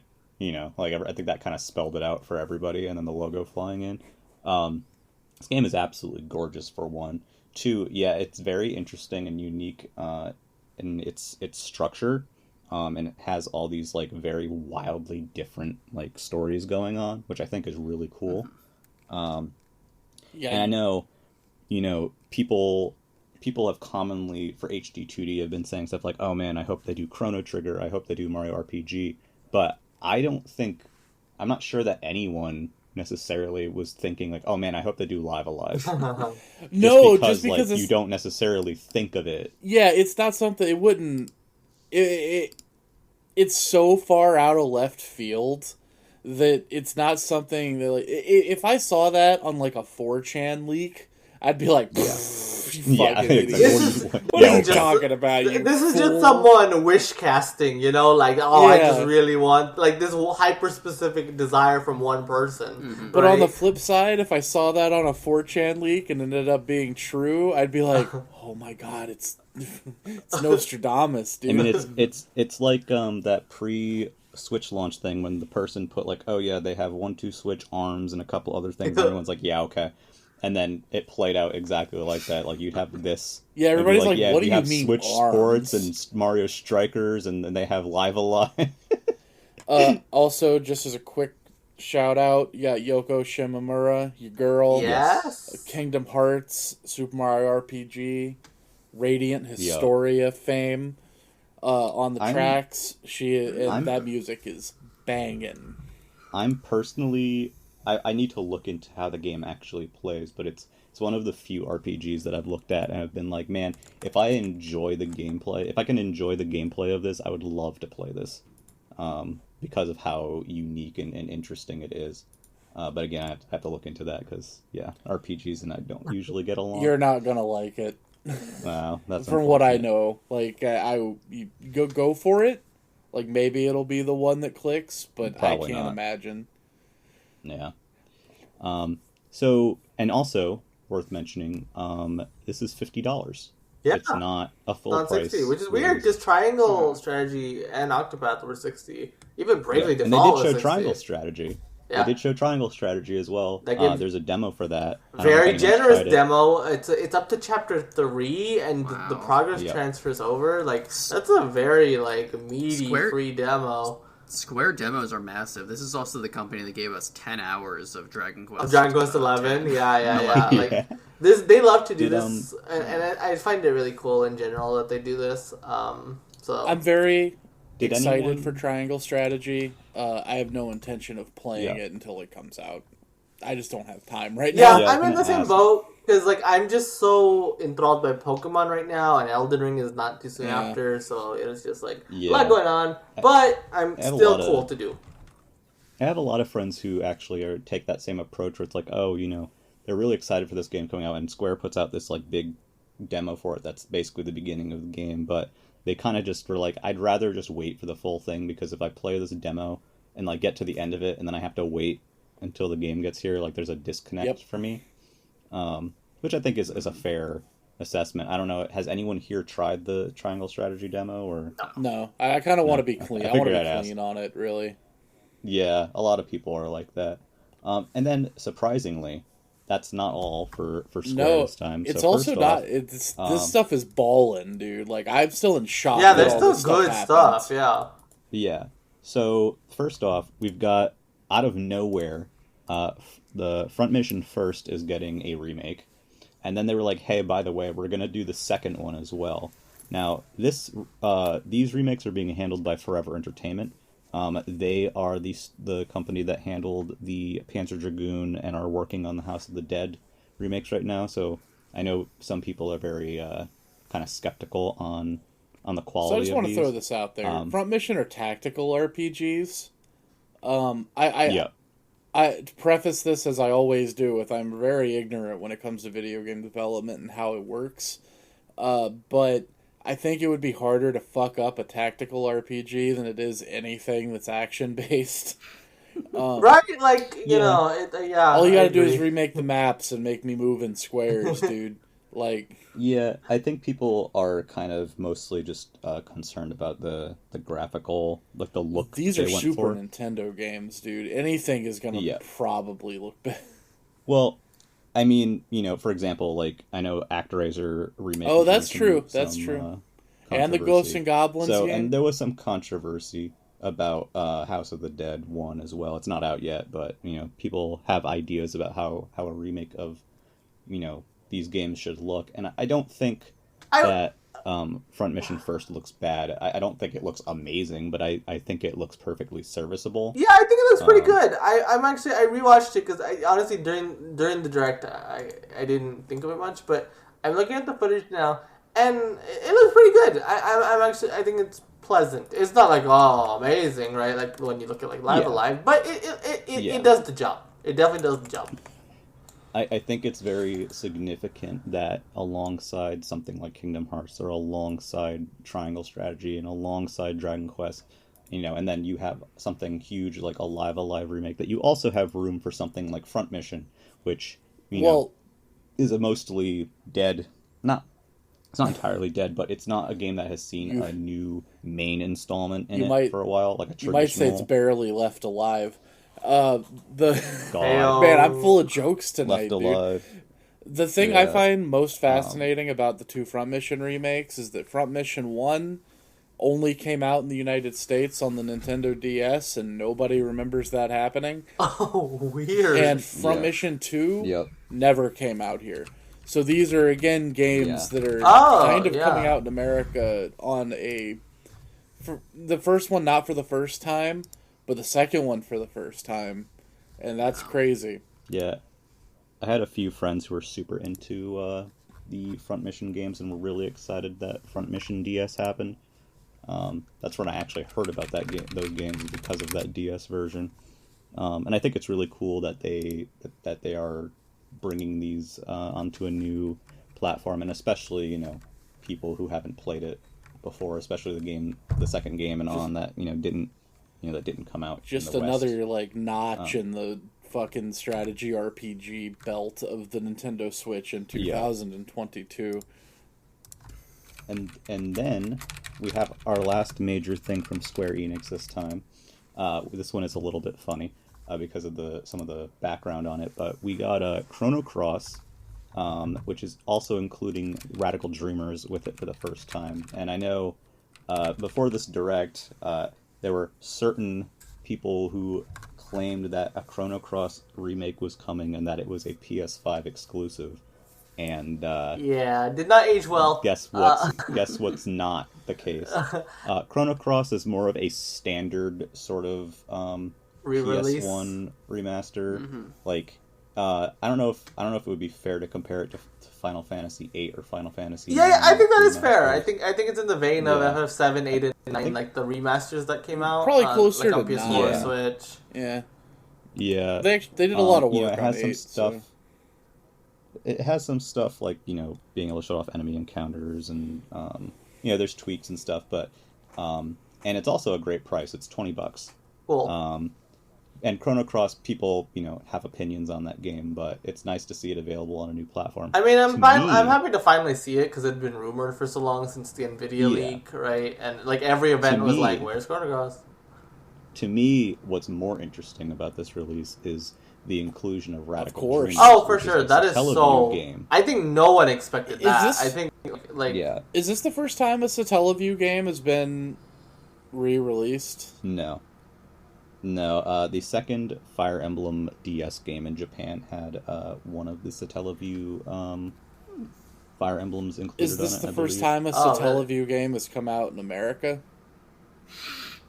I'm also not sure on that. But I would And be I'm sure surprised. someone will Like, correct it's me at on the least, Fire Emblem thing. but it's at least even if it has happened, it's definitely very rare. It's not It's common. wild. Yeah. So That So, is such Radical- a crazy thing. Radical Dreamers, from what I understand, ties in story-wise to the Chrono series. It is a previously Japan-only Satellaview text adventure game, which, 1, did not leave the Satellaview, 2, means it did not leave Japan, 3, it's entirely text, so it would be like one of those things that you would expect not to leave Japan, just ever. But they went and they fully translated and re-released Radical Dreamers as part of the Chrono Cross remaster, 2 of them both together, and they are $20. Yeah, And I think that has is really music. cool. this is a very cool release. Seems like a good deal. by Mitsuda. And I think they're arranging the music, Yeah. right, for Yeah. Chrono Cross as well. Can you play Chrono Trigger on Switch? No, that's what's No, wild, dude. that's what's Yeah. crazy about this. Is like I can't. How is Chrono Trigger not on the Switch yet? What are you doing, Square? Yeah. I think the immediate thing after seeing Chrono Cross yesterday and seeing Live Alive is the first thing that people were like was like, I need HD 2D Chrono Trigger. Like that Right? was You the, know, maybe. Be They massive. can Yeah. just port the DS version. For my taste personally, Yeah. an HD 2D remake of anything is obviously quite welcome in this home. But it is wild Certainly. to me that the Chrono game that nobody likes is the one that's getting remastered and put out. I say that as someone who hasn't played Chrono Cross. I actually suspect I would like Chrono Yeah. Cross from what I've seen of it Yeah. and what I've heard of it. But it definitely seems to be a divisive title at best. Yeah. But yeah, and so all of this came from Square Enix in To this get- Direct. Unless to I'm missing get- something. Yeah, I don't this think I'm one missing Direct. 3, like they call the 2015 from Sony a year of dreams because they got Shenmue and Final Fantasy VII Remake and Last Guardian. For me, getting Radical Dreamers Live Alive and both of the first 2 Front Mission games in English in America, that's my year of dreams, dude. That shit's so wild to me. It is Like- so crazy. Like, Are they yeah. gonna put out Bahamut's Lagoon next year? Like what's going Yeah, on? really. Are they gonna put out? Who knows? Is Terra, I don't remember who released it, but is like Terranigma finally gonna like emerge from its European Right, prison? like are they gonna Like- are they gonna put out that weird car PG that just Yeah. got fan translated Yeah. for the PS1? Like Square has this like Yeah. vast wealth of games that only came out in Japan. Couple of them should probably stay there and never be thought of again, like that Tom Sawyer game. But God. they have this like vast like collection of classic games that are beloved over there that never made it over here in any official capacity. And if they can build hype around them like they did with Live Alive, they Yeah. I think that there's like a lot they could do there, personally speaking. Yeah. Either as a release on the scale of Chrono Cross or a release on the scale of an HD 2D game, which, is still a pretty high scale, but it's certainly not like, a Final Fantasy VII No, remake no, and it level doesn't- of cost. No, and it doesn't even have to be. Is the beautiful Yeah, thing. exactly. It makes me And excited. they still have It Dragon makes me Quest. excited for the future, man. Like, I never Yeah. thought we would see the third Mana game come out here. But it happened. That's true. And then they remade it, Yeah. too. Yeah, I don't know. It's just... Yeah, not only did they bring it, they for remade someone who grew up with these Super Nintendo RPGs, and got, like, super into finding out about the ones that didn't come out here once I had the internet, it's a really cool Yeah. time to, like, be still into video games. Yo, yeah, definitely. Definitely. I find it like- very, very like, cool. You would even... HD 2D makes me want to try like JRPGs. Like I couldn't get into it as younger. You even have what's really fun is for those of us who had a lot of gaming magazines and dial up when we were younger. some of these games that are finally making its way here were reported in some of those, magazines and stuff and talked about, and you were like, man, I would love to have this, and then it kind of just kind of disappeared. So kind of seeing that come full circle, I think. And it really also, cool. This is a slight aside, it also provides RPGs for an audience who might not like the, kind of pervert way that a lot of JRPGs have gone in the recent times. Yeah. Which I don't really have a problem with flavor. personally, but, for every, there are thousands of Atelier games, or however you pronounce that, I don't know. Oh yeah, Atelier. There's blue reflections and stuff like that, where it's part of the allure is the fan service. But now there are JRPGs coming out that are like the ones that people remembered when they were kids, that they wish things would go back to. Yeah, it's very cool. For me, it would be very neat. This is not Square Enix, but it's a kind of a similar game that has kind of had that I just find so interesting, and that is if they finally did an official Western English release of the original Clock Tower. Hell yeah! That would be one of those games that's kind of man, I never thought that would make it here after all these years. It has a fan translation, people play it all the time, but get it's chased just one by of that those scissor things. man. And I think yeah, and I think Live Alive really is one of those. Is another one of those, probably on a grander scale. But anyway, yeah, Square Enix. This whole direct actually gave RPG fans some food. A lot of cool stuff for Square there. Feasting. The next thing to move on to, we're going to go through a couple of these a little quickly. Yeah. We had Kirby and the Forgotten Land, which got shown again. Before we get to the big thing, something I thought was very cool that they showed is that you can upgrade your abilities. Yeah, that was an interesting thing. That's a cute thing for Kirby. It's just kind of surprising because, inherently, I think there was already a very big appeal to, you get to see all these copy abilities in 3D, right? Because 3D movement just inherently changes all of that. But that would have been good enough, but then for them to go above and beyond with these upgrades, wow, kudos to HAL for sure. Yeah. It's an ambitious Kirby game, which we have not gotten for a long time. They all have their unique looks. They have new moves and stuff. And that game in general just kind of reminded me how you can combine copy abilities and crystal shards in 64. Some of the 64 upgrades, was amazing, but that's a different story. Some of the upgrades are references to that, the upgrade for Spike or whatever is the Kirby 64 double. Yeah, you're right. I didn't even think about that. I just thought that it was kind of an evolution of that idea. But yeah, you're right. But the main thing that got shown this time is, on top of normal copy abilities, Kirby has something called a mouthful mode, which is he inhales a giant object, and apparently Kirby has a limit and can't swallow it, so he kind of becomes it. He controls it. He sucks up a card. The card is still there. He's a parasite. He's just a round of it. Yeah, he's Venom. Oh god. Yeah, he's like Venom, but you know what I'm going to say, and that is that Kirby is voring objects in this world. I'm using it as a verb.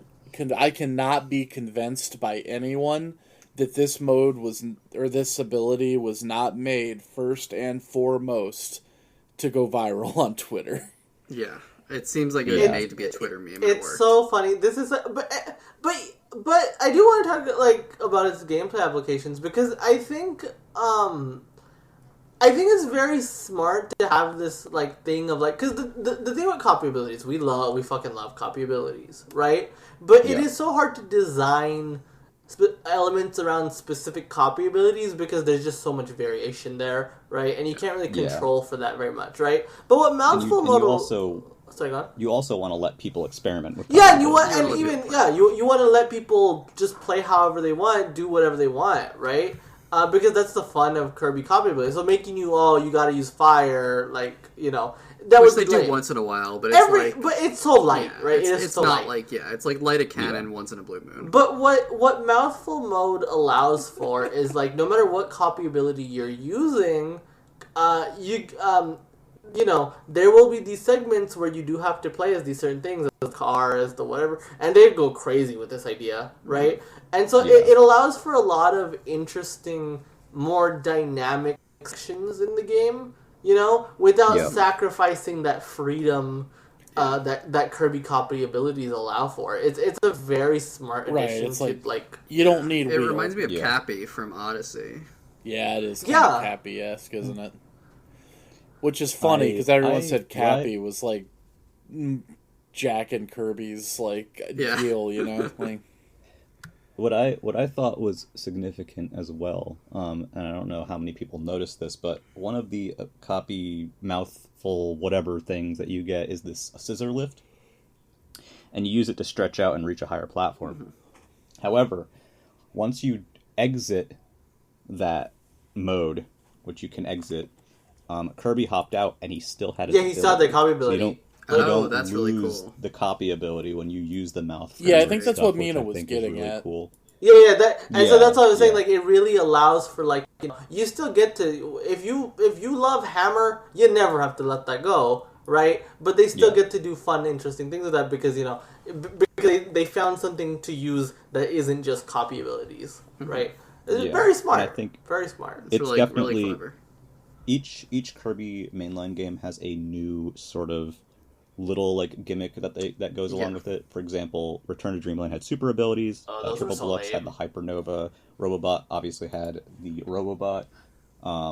So they all have different things. I think Star Allies not only leaned into the multiple people aspect, but also leaned into the attaching elements and effects to abilities from other players. Right? They all have something going on there. There's some kind of like main gimmick, and obviously, I don't even think necessarily that Kirby and the Forgotten Land needed one, given that it's the first 3D Kirby game, but they went in and they included something special like that anyway. Yeah, like they really didn't need to do that, right? Again, there is just an inherent, like, seeing copy abilities, being able to play them in a 3D environment for the first time is inherently very interesting, right? So they did not need to do this, but they went above and beyond, and so Forgotten Land is looking so special. It feels like HAL really is putting their heart and soul into this game. And that's not to discredit the previous Kirby games, right? But you can tell there is a level of ambition here that was not present before, right? And Clay, you mentioned like the old abilities. The other gimmicks that Kirby games have had. Right? But what I like about Mouthful Mode is it feels like it fits in with the flow of Kirby gameplay more than those very hyper-specific, like, okay, use the very big sword here, or in this very specific section, do the big special blow. I thought Robobot's ability was kind of boring, and also the one from Triple Deluxe where you just can, like, suck up everything. Like, they were fine.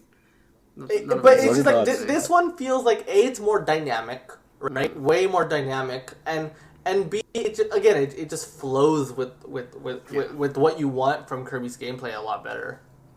I imagine that it will still be, an element kind of like in the previous ones where you do need to use it at specific points. I'm sure it'll be like collectibles that you will need to use it for. But it does look generally like it's better used pace-wise, and I think to something that I didn't like about Robobot is that like really the whole game was built around the Robobot, but you can only use it in certain situations, and the interest in the levels, like the focus of the levels was really the Robobot. So if you didn't want to use the Robobot, it was kind of just whatever. Mm-hmm. This kind of feels like it fits in better with the rest of the game, I feel like. For sure. And then they've also done this thing on the other side, which is, hey, if you really just want to play the game with Hammer, now you can make your Hammer even freaking bigger. Yeah. Like, you can upgrade the abilities that you like as well.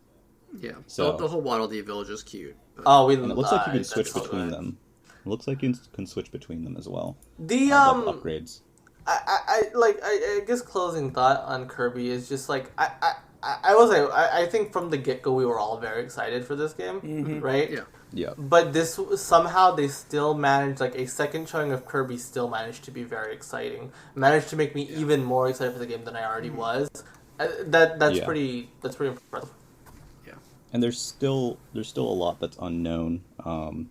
The weird new bosses that they have that are not very Kirby-like, which I think is neat.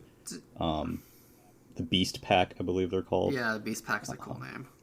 And stuff like we know that you can upgrade the town, and we have a few examples of how that comes into play. I just really like games where you can upgrade towns by playing through the game. Same.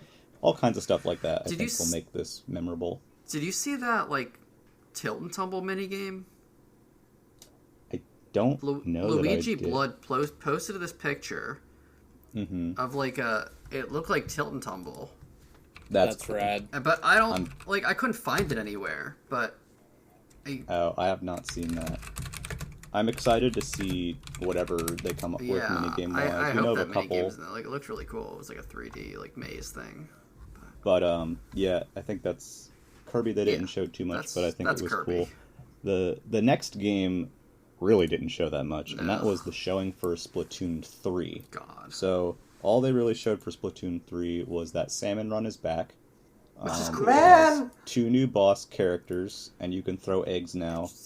And there's a big salmon in too. It's so iterative that it looked boring. I think it's strangely bizarre that the first big update we get on Splatoon 3 in a while is that the most new thing mode from Splatoon 2 that the big deal about Splatoon 2 is coming back. It's no shit, dude. If this didn't come back, people would riot. I don't even like that mode that much. I thought it was okay. I think it's fun. Fun. It was my favorite thing. I think the competitive multiplayer in Splatoon is what keeps me coming back personally.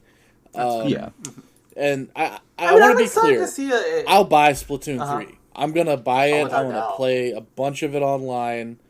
I'm gonna be mad about the netcode because it's not gonna have servers still, and that's fine. I've accepted this reality. But it's very strange to me that they showed this game again with no... Because they showed this game last February, didn't they? Yeah, they announced this a year ago. This is the game's third showing now. It has no official release date. No date, which is the weirdest thing. Because September... We got a game dated for September, a first-party game, but Splatoon is just this generic summer... And it just feels like something's off with this game. And I think, personally, I love Splatoon. This is actually, and, maybe crazy to say, but this is my favorite Nintendo franchise, honestly. Whoa. Cannot go down that road with you, but I respect it. But, so Splatoon is a franchise that means so much to me. But Splatoon 3 is just not doing it for me. I was excited when the game got announced because I thought that first reveal trailer was actually really cool and immediately sold me on the idea of a Splatoon 3, right? But then the second trailer was just here's the single player again, and the single player looks good. It'll be a great single player. Splatoon single players are always great, right? But then this especially was just here's Salmon Run again, and new bosses. Yeah. That's the bare minimum of what you expected. Yeah, it was nothing. Yeah. Wow, you could throw an egg now. To me, it's what about this game justifies being a new game versus being DLC? Honestly, besides the fact that Splatoon just doesn't have the kind of legs that Nintendo's other evergreens do, right? Yeah. But I'm hoping, but I'm not full dooming on this game yet. I do think that there is time for them. Clearly there's going to be a dedicated Splatoon 3 Direct at some point, right? Yeah. Because despite this being the third showing of the game, we honestly still haven't seen much, quite frankly. Show me the idols. Where are they? We don't know who the waifus are. Yeah. We haven't seen much of campaign outside of you have that little salmonid helper. Literally, to be clear, it's not even a waifu thing. The idols kind of set the tone of the game. Oh, they're so important to the world of Splatoon, right? But it's Marie and Callie had a totally different vibe and attitude to them than Pearl and Marina. And that mattered. Without doubt. That mattered. Yeah, it did. Yeah. No, it did matter. Yeah, you're right. I don't know how I'm supposed to feel about this game yet without the music and the vibes and So far everything they've shown mostly has been pretty iterative, and I feel like there's like sometimes they're very not great at the early showings of their games, and then all of a sudden at the end it's like, oh well, why didn't you show this at the beginning? I mean, we just went through that with Pokemon Legends Arceus, right? Fire Emblem Three Houses didn't even talk about like the time skip phase of the game, which is the meat of the game. The meat of the story until the E3, right? like 3 weeks before it released. Literally, right? Yeah, it was literally weeks before the game came out. It was absurd, right? So it's like we've gone through this song and dance before. I don't believe that we should be like dooming about this game necessarily. No. But it just feels like it's like, come on, like how can you show this game for a third time and it just like, here's the thing that you liked from the last game, like a third time in it's very weird. I will say, like, I'm not dooming yet, but if this game is like another iterative title, like I was willing to excuse Splatoon 2 for being iterative because it was early in Switch. I figured they got and it was 2 years after the first game came out. Yeah, right? it was early, so I was like, this game needs to be something. There needs to be something new, or I'm just gonna get bored. Like I don't want a Call of Duty yearly game. Splatoon. I mean, Splatoon 2 came out 5 years ago. Yeah. And even if you want to, maybe it's not even fair to say that because it got like post-launch content. But even then, the last Splatfest was 3 years ago. You know, so it's been some time since we got new Splatoon content, and I'm just not seeing where that time has been spent. My gut tells me they're keeping something under wraps. I agree. I'm inclined to hopefully, I really. But my gut is. But like, we can only talk about what we see, right? So what we've seen is well, what I was going to follow up there with is my gut is also telling me that Nintendo doesn't. I mean, it's very rare for them to these days, at least, to announce a game that far out. Maybe they shouldn't have announced it a year ago. I mean, I definitely agree with that take. I think it was just announced too early, and I'm not particularly sure why they felt like they had to announce it back then. Maybe they wanted one big stinger because it was the first return to the general Direct format, and so they wanted that, because otherwise that Direct had cool stuff, but there was no big stuff, right? No. I mean, they do strategic announcements like Breath of the Wild 2 or Splatoon 3 or Prime 4 where they're far out. Downplaying the importance of Famicom. And there are like always mistakes, I think. Hey, I'm the last person on Earth who do that. I think it's good to have one or two things that are farther out to keep people being like, this is going to be coming out later, and this is something I can look forward to in the future. And then most of the other stuff you kind of find out about like around the time it's happening. What interests me about that is the only games they've really done that with the Switch are Breath of the Wild 2, Metroid Prime 4, and now Splatoon 3. And this... Yeah, so it's a very rare occurrence, but... So Splatoon 3, like, on the level of Metroid Prime 4 and, like, and Breath of the Wild 2 to them? I don't know. I don't want to spend too much time dooming about it, because I have a feeling it'll probably be fine regardless. And, like, they also... It's just a very strange hype cycle on this game. Like, when you think about Splatoon 1 was announced less than a year before it came out, and Splatoon 2 was announced 6 months before it came out, I don't know. It's just very weird.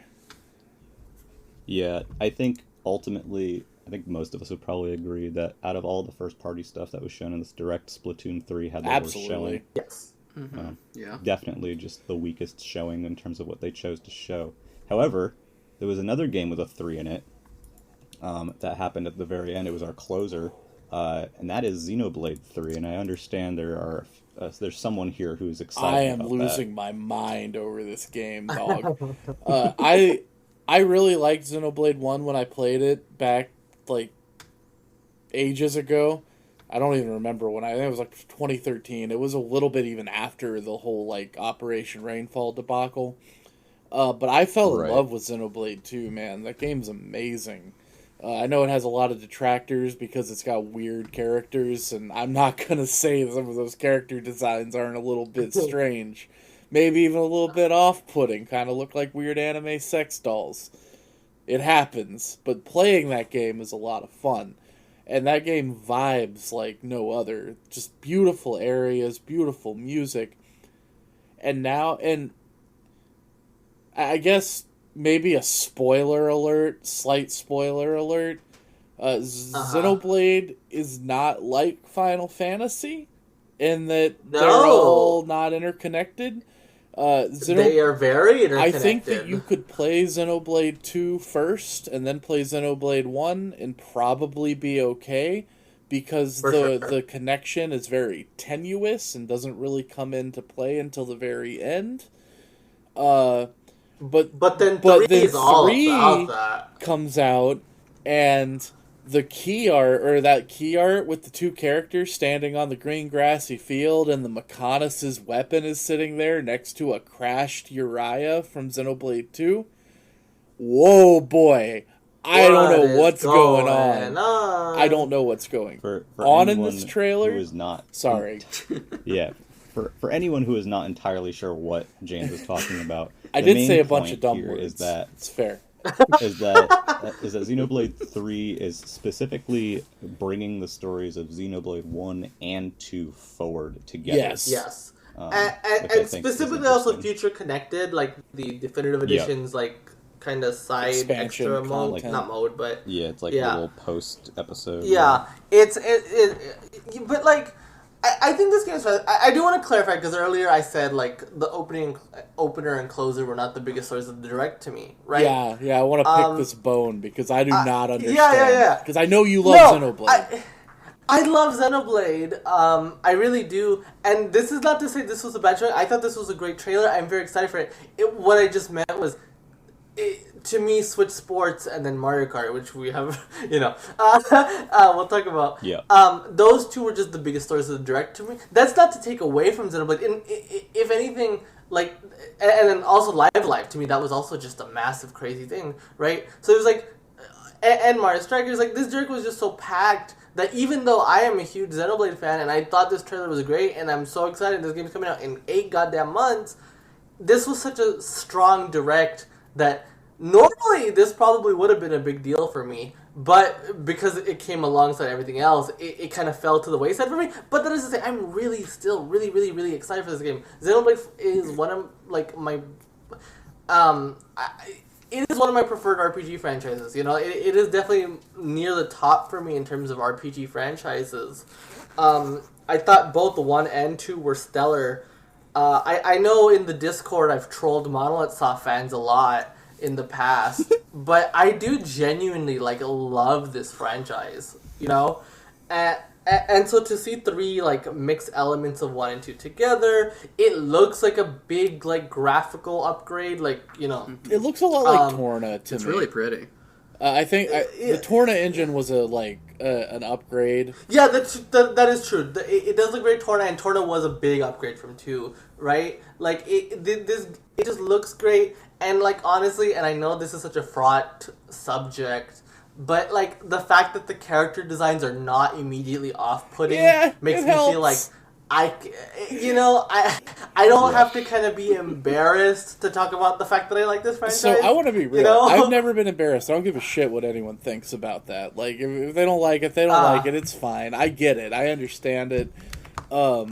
I do wonder if someone at Nintendo kind of was knocking on Takahashi's door and being like, dude, listen, can we tone it down just a little bit?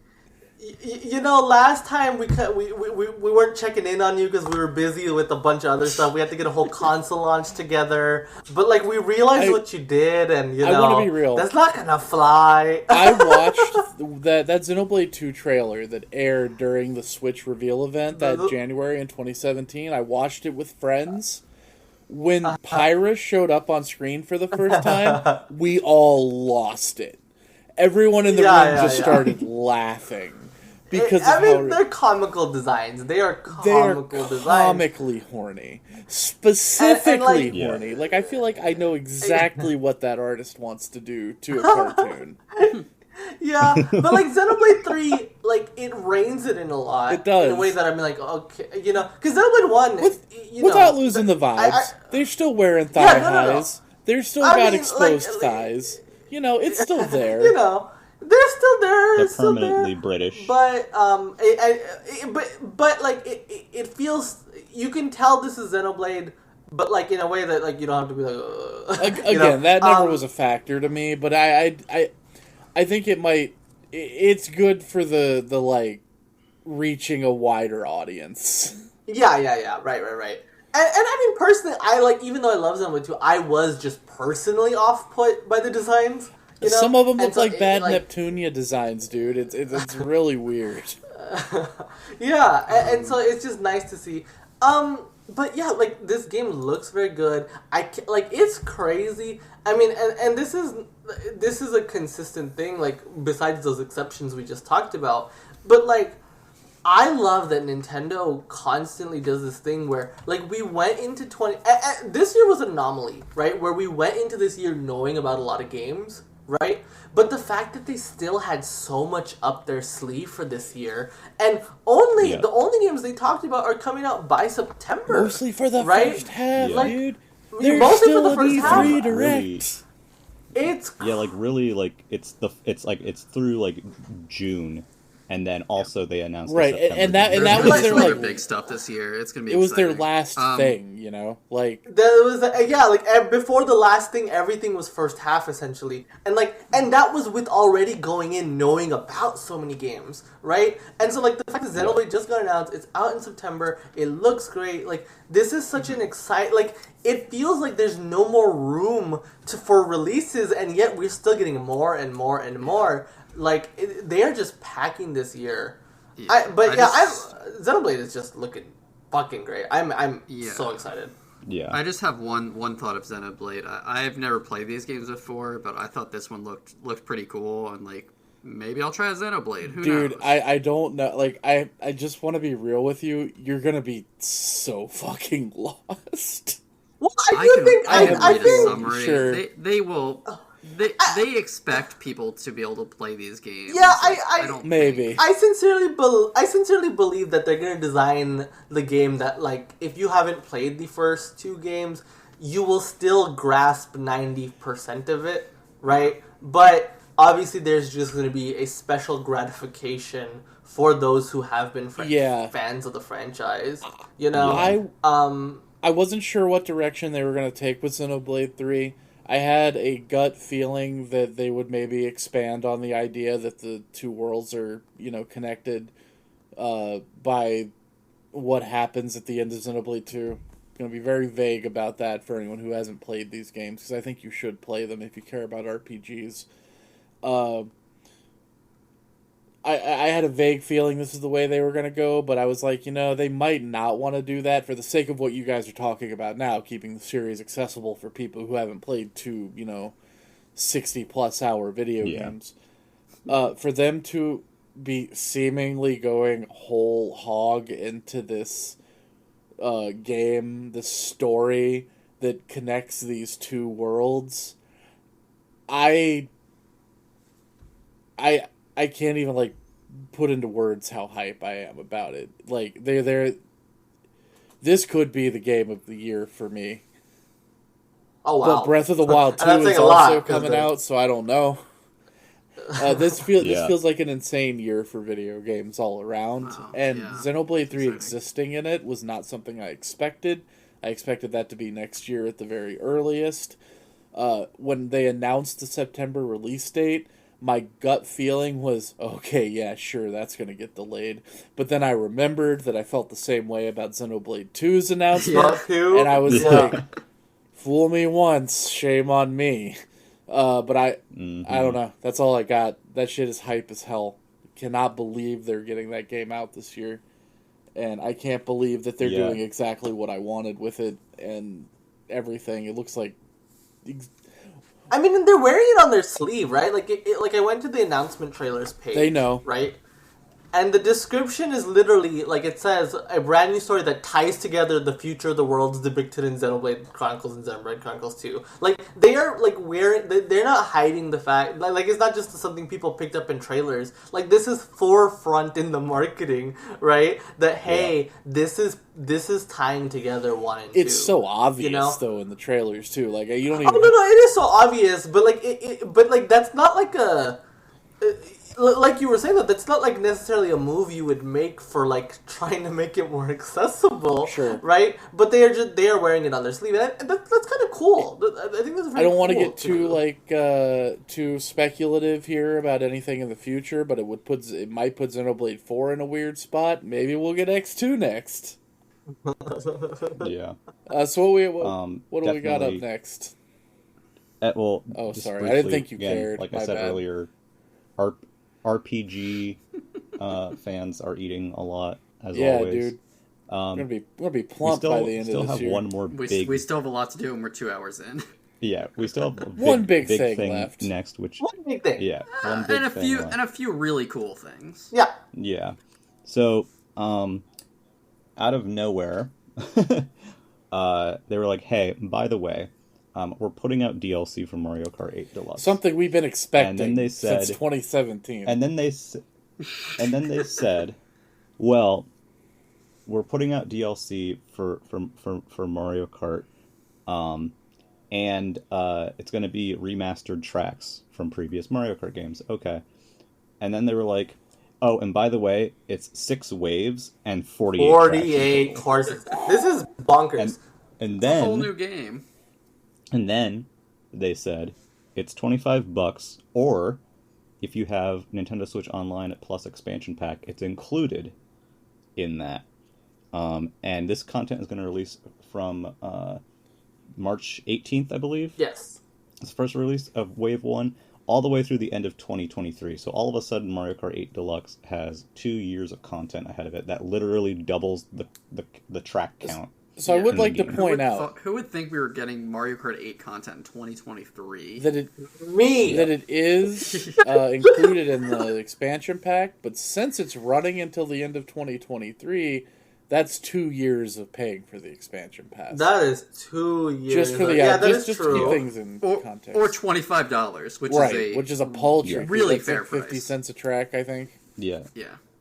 But I think buying it wholesale is perfect. I think with the expansion pass, they'll have a big DLC every year. I would like to say though that I actually maybe it wasn't ready to be shown or something, but maybe they could have just.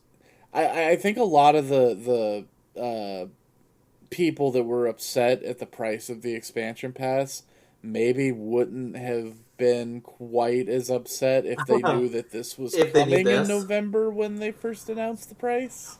Yeah. Well, yes, but I think it was. I think it was applied. I do think though that there is an intentional strategy there of starting with Animal Crossing because that was the thing coming out immediately. Yeah. Right, and then you get a bunch of people right from there. And the people that you still haven't sold yet, 3 months later, now you're trying to get those guys. Yeah, you know? I can see that. Yeah, it just there is an element of there is a strategic element to that. I think I do agree that like expansion pass, if it was communicated from the beginning, like you're getting new goddamn Mario Kart courses, that would have been a big deal. I think that is a bigger deal than Happy Home Paradise by a big. That's not absolutely. Happy Home Paradise. It has like an endless, replayability that Happy Home Paradise certainly doesn't. It's the most selling Nintendo video game ever. Yeah, it is the best selling game outside of Wii Sports. It is the best selling Nintendo game ever, and that's not even. You don't even have to include the Wii U version that for that to be true. Yeah, it is. So leveraging their number one selling game makes just a ton of sense here, right? And doubling the content of the game. Now, before we delve into that, though, I want to take a victory lap, okay? Because everyone, I think on this very podcast, I said, when the expansion pass got announced, I was like, I really think that this is going to become the Nintendo DLC pass, right? Because I think expansion pass is a very specific name that they're using here, and I feel like they're going to leverage Mario Kart. Oh, I nailed it. I mean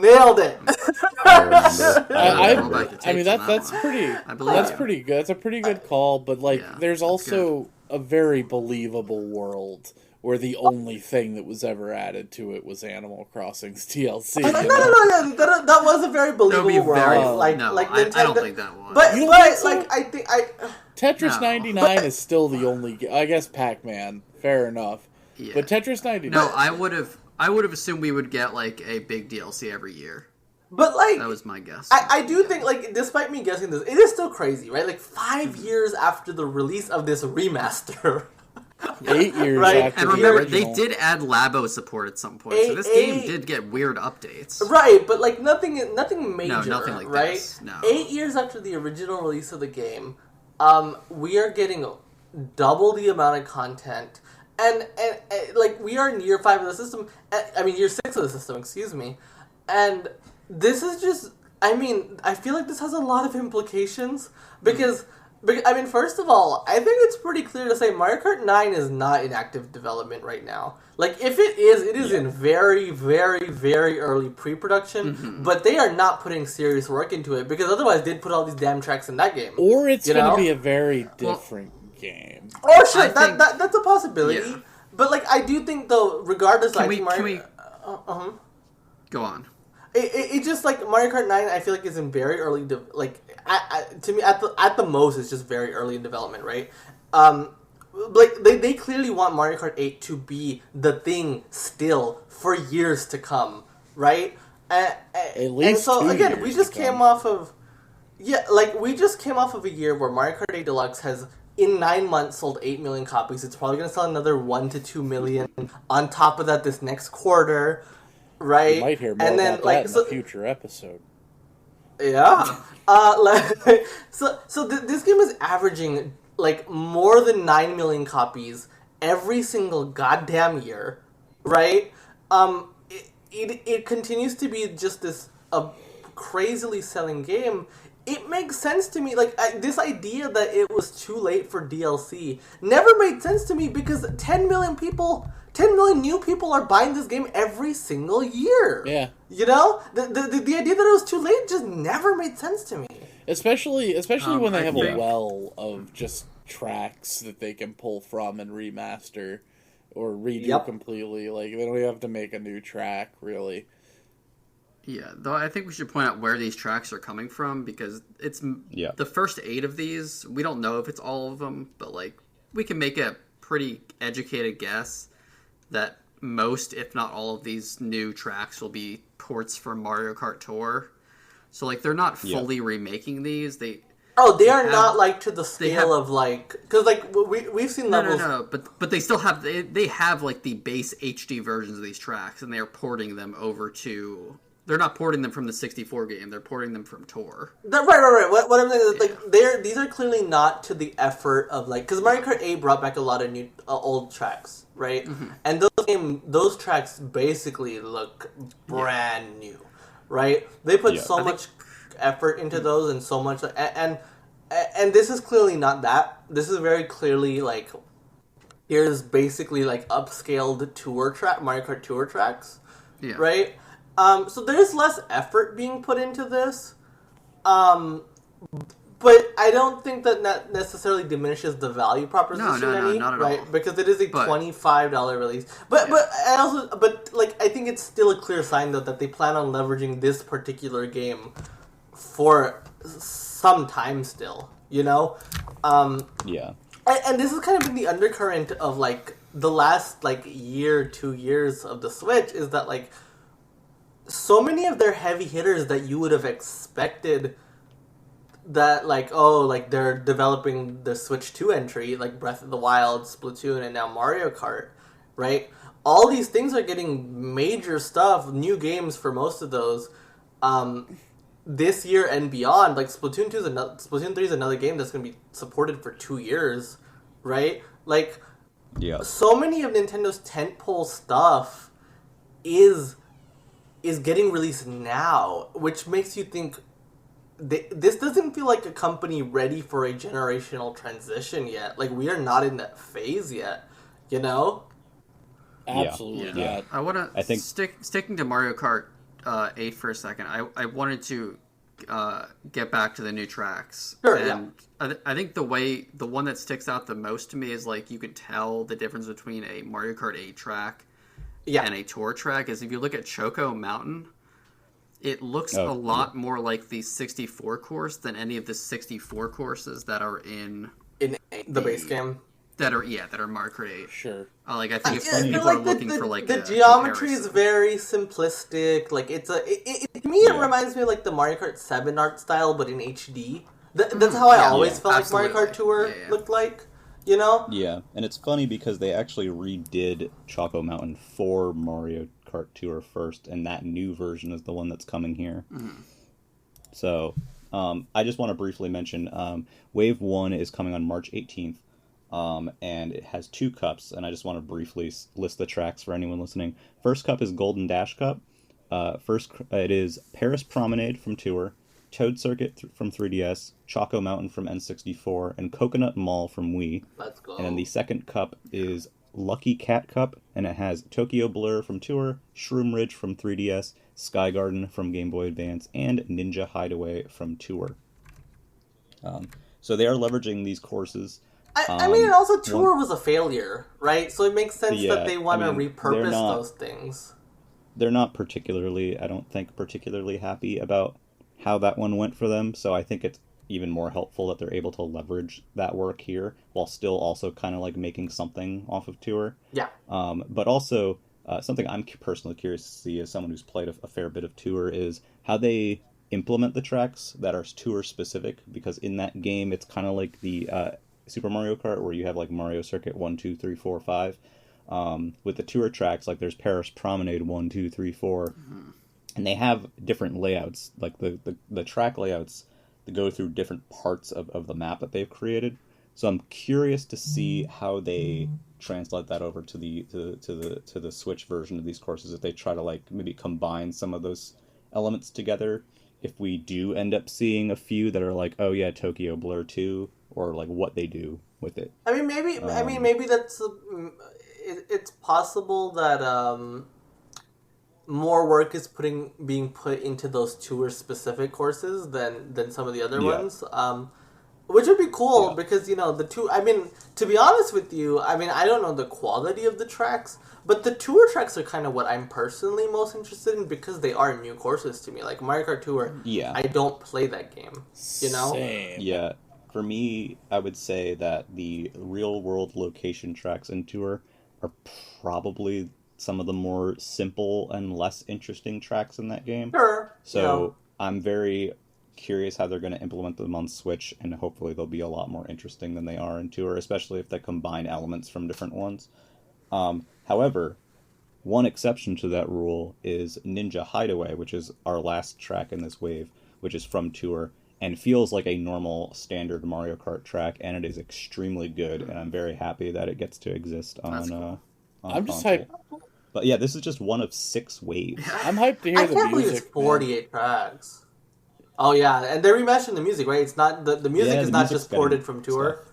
Like it's, yeah, because Tour doesn't do remixes on the classic stages. It has new music for the the Tour specific tracks, but it doesn't have. They just reuse the original music. And right immediately they Coconut Malled us with a remix of Coconut Mall in the trailer. Mario Kart 8's music is like the first time since Super Nintendo or Super Mario Kart that I felt like Mario Kart had a standout OST. Like overall, I agree. Like every game, every Mario Kart 8 game definitely has like a track or two, like music track or two here or there that I really like N64's Rainbow Road.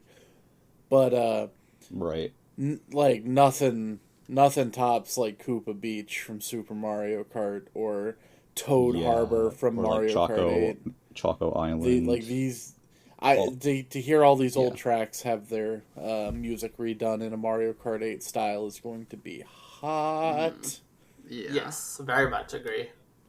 The other thing I just want to mention, because people have been kind of curious about it as well, is, Mario Kart Tour also added a lot of costumes and new characters to Mario Kart, and so far we haven't seen anything indicating that might be coming in this DLC.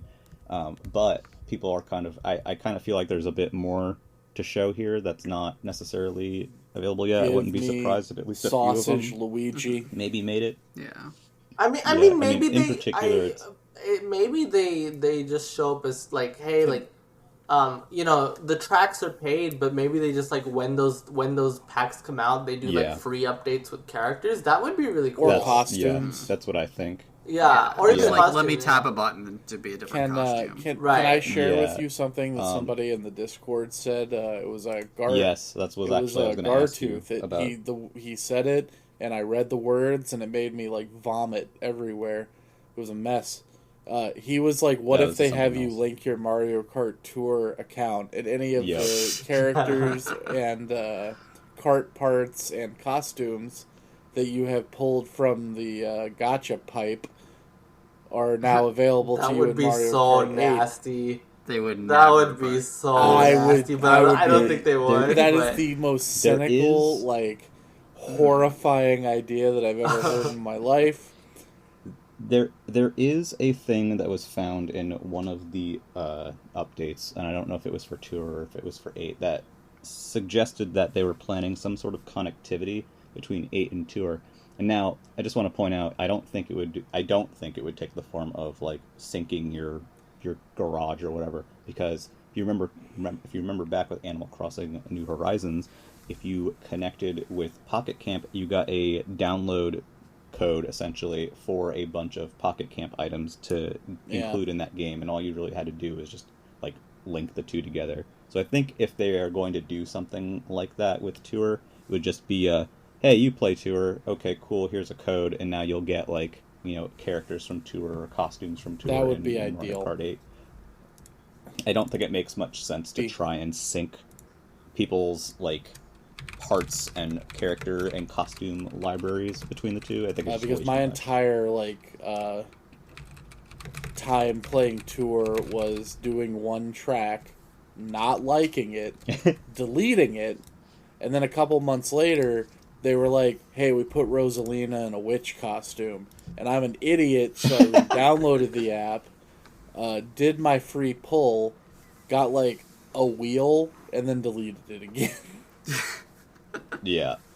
The other thing, too, real quick before we move on from this particular topic, is that the expansion pass wasn't the only thing that got content. We got Earthbound and Earthbound Beginnings finally. Yeah. And that has ended the drought for NES and Super NES in an amazing way. Releases. Yeah. Yeah. And that's great news. I hope they continue to, not take as much time between adding stuff to Everyone should track down the video of Shigesato Itoy talking about it. It's on Twitter under, I think, the Hobonichi Twitter account. It's very sweet. That man is an angel. Earthbound and Earthbound Beginnings are both Earthbound, I should say. I haven't played Earthbound Beginnings. Earthbound's a very important game. Well worth the playthrough. Yep. And since all of you are probably paying for at least the base membership anyway, you don't really have an excuse. And I want to go through Beginnings. The problem with playing the writing seems really good. The problem with playing Beginnings is, to my understanding, it's like kind of a nightmare to play, and there's like a ROM hack that makes it less of a nightmare. Did you know that since this is the American version of Mother 1 that was put out on the Wii U, it was translated in the NES days but never released. They actually added a run button, but the run button is doesn't make the character move faster. It makes the game move faster. So it also it doubles the encounter rate, dude. So that's terrible. So it's funny. Like there's no winning with this. But I do intend to play through Mother 1. I don't know if I'll do it on an SO or if I'll do it on an emulator with a ROM hack, but it'll happen. I have a special message for Mother 3 fans, which is, I guess, stay mad because that's still not happening. I'm sorry. I don't know. Don't worry, we still have 5 more years of Switch for that to happen. Don't worry. It could happen. Never say never. I know what I was hoping in terms of update news for online stuff this time was maybe hearing something about Game Boy. Yeah, I need Switch that. Online. But I am happy to see something new and significant added to expansion pack. And this was like one of the big missing games. Yeah, I wonder what took so fucking long. Hopefully we don't need to wait another half a year before they update stuff on the base. And I'm really happy they added Beginnings, because I genuinely only expected Earthbound. Yeah, same. But we have gone on for a very long time, and we kind of have a little bit to talk about. So we're gonna kind of it's gonna be kind of a lightning round.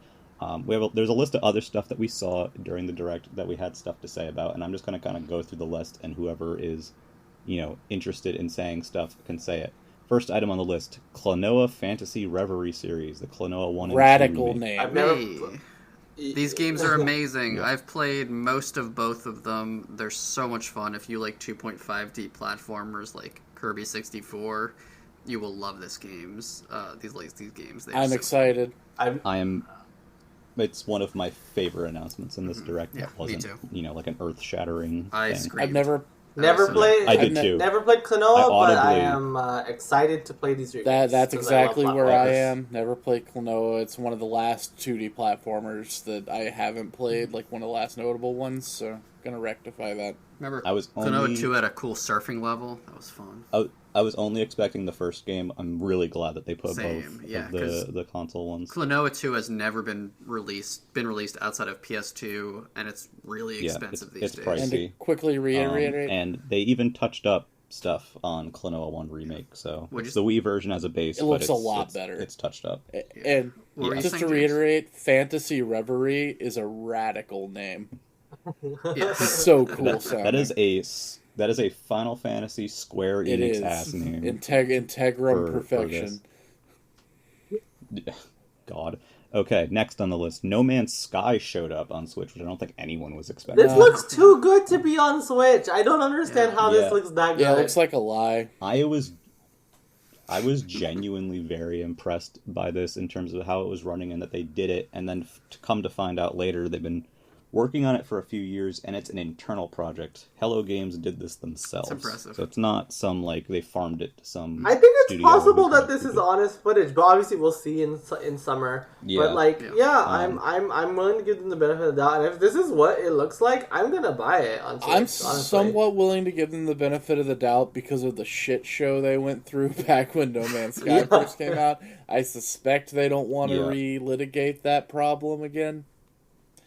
Yeah. From what I understand, they really kind of put in the work on that game Yeah. to make it much, much better and fill out that content. And, them doing a very solid, appearingly very solid and thoughtful Switch port. Yeah. Kudos. I probably to them. won't Good play work, it, team. but good on them. No. Next game, we had the Portal collection. It's Portal 1 and 2. Does anyone know the name of it? Portal It's like a Companion Companion collection. collection. Yeah. Yeah. So this game, I don't think anyone was expecting No, Valve to no, show not up at all. in a direct. I would like to mention briefly that not only does this game have Portal 1 and 2, it features online multiplayer for Portal 2, local multiplayer, like multi-switch multiplayer, and they also have a split-screen mode for the two-player in Portal, so you cannot say that it's not I will. very feature-complete, Yeah, and they it's put, $20. and it's only Also $20 say bucks. this is the, That's such a great price. This is the first 60 FPS console port of Portal. Really? Oh, that's Yeah, dope. I didn't know I that. found that Oh, very that's interesting. wild, actually.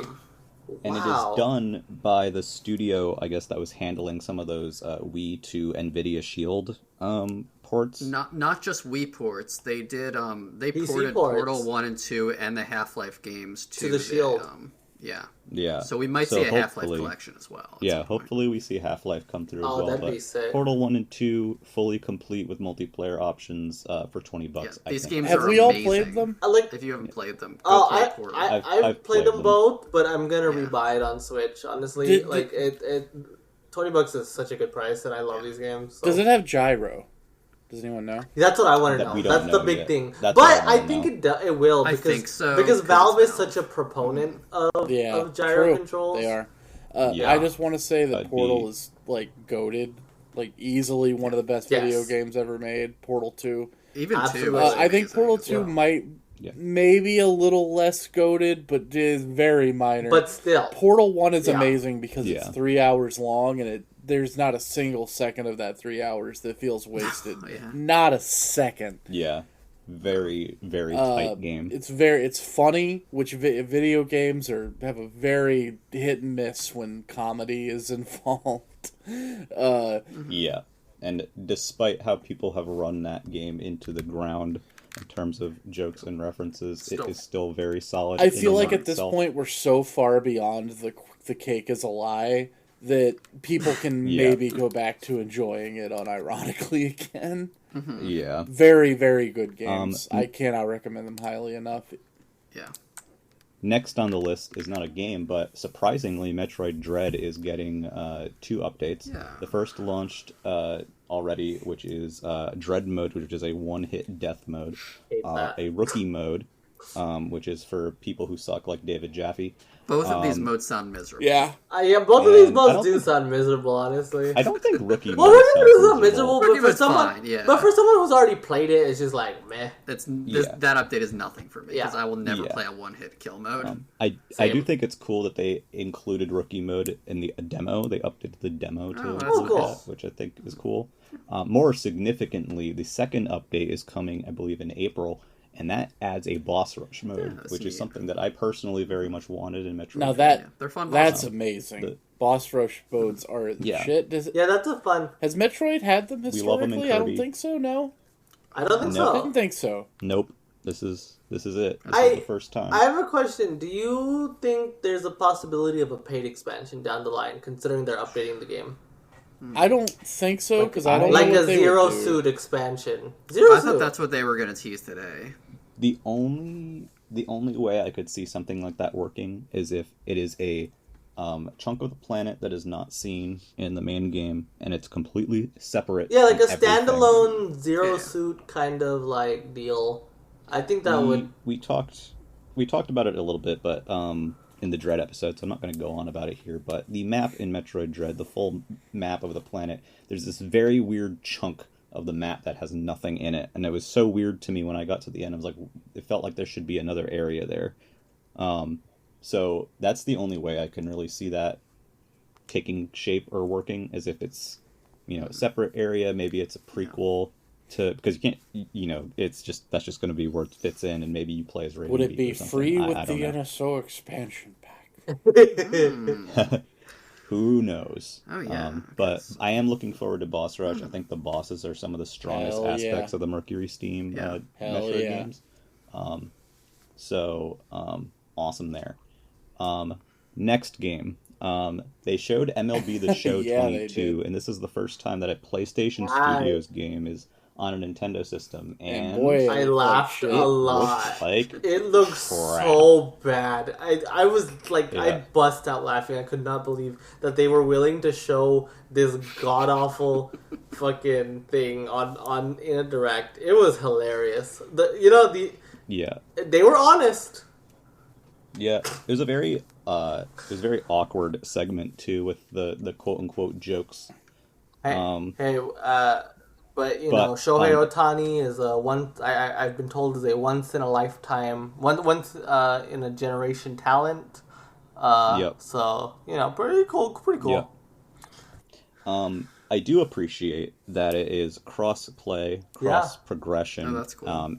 And cross platform multiplayer. Very surprising for Sony.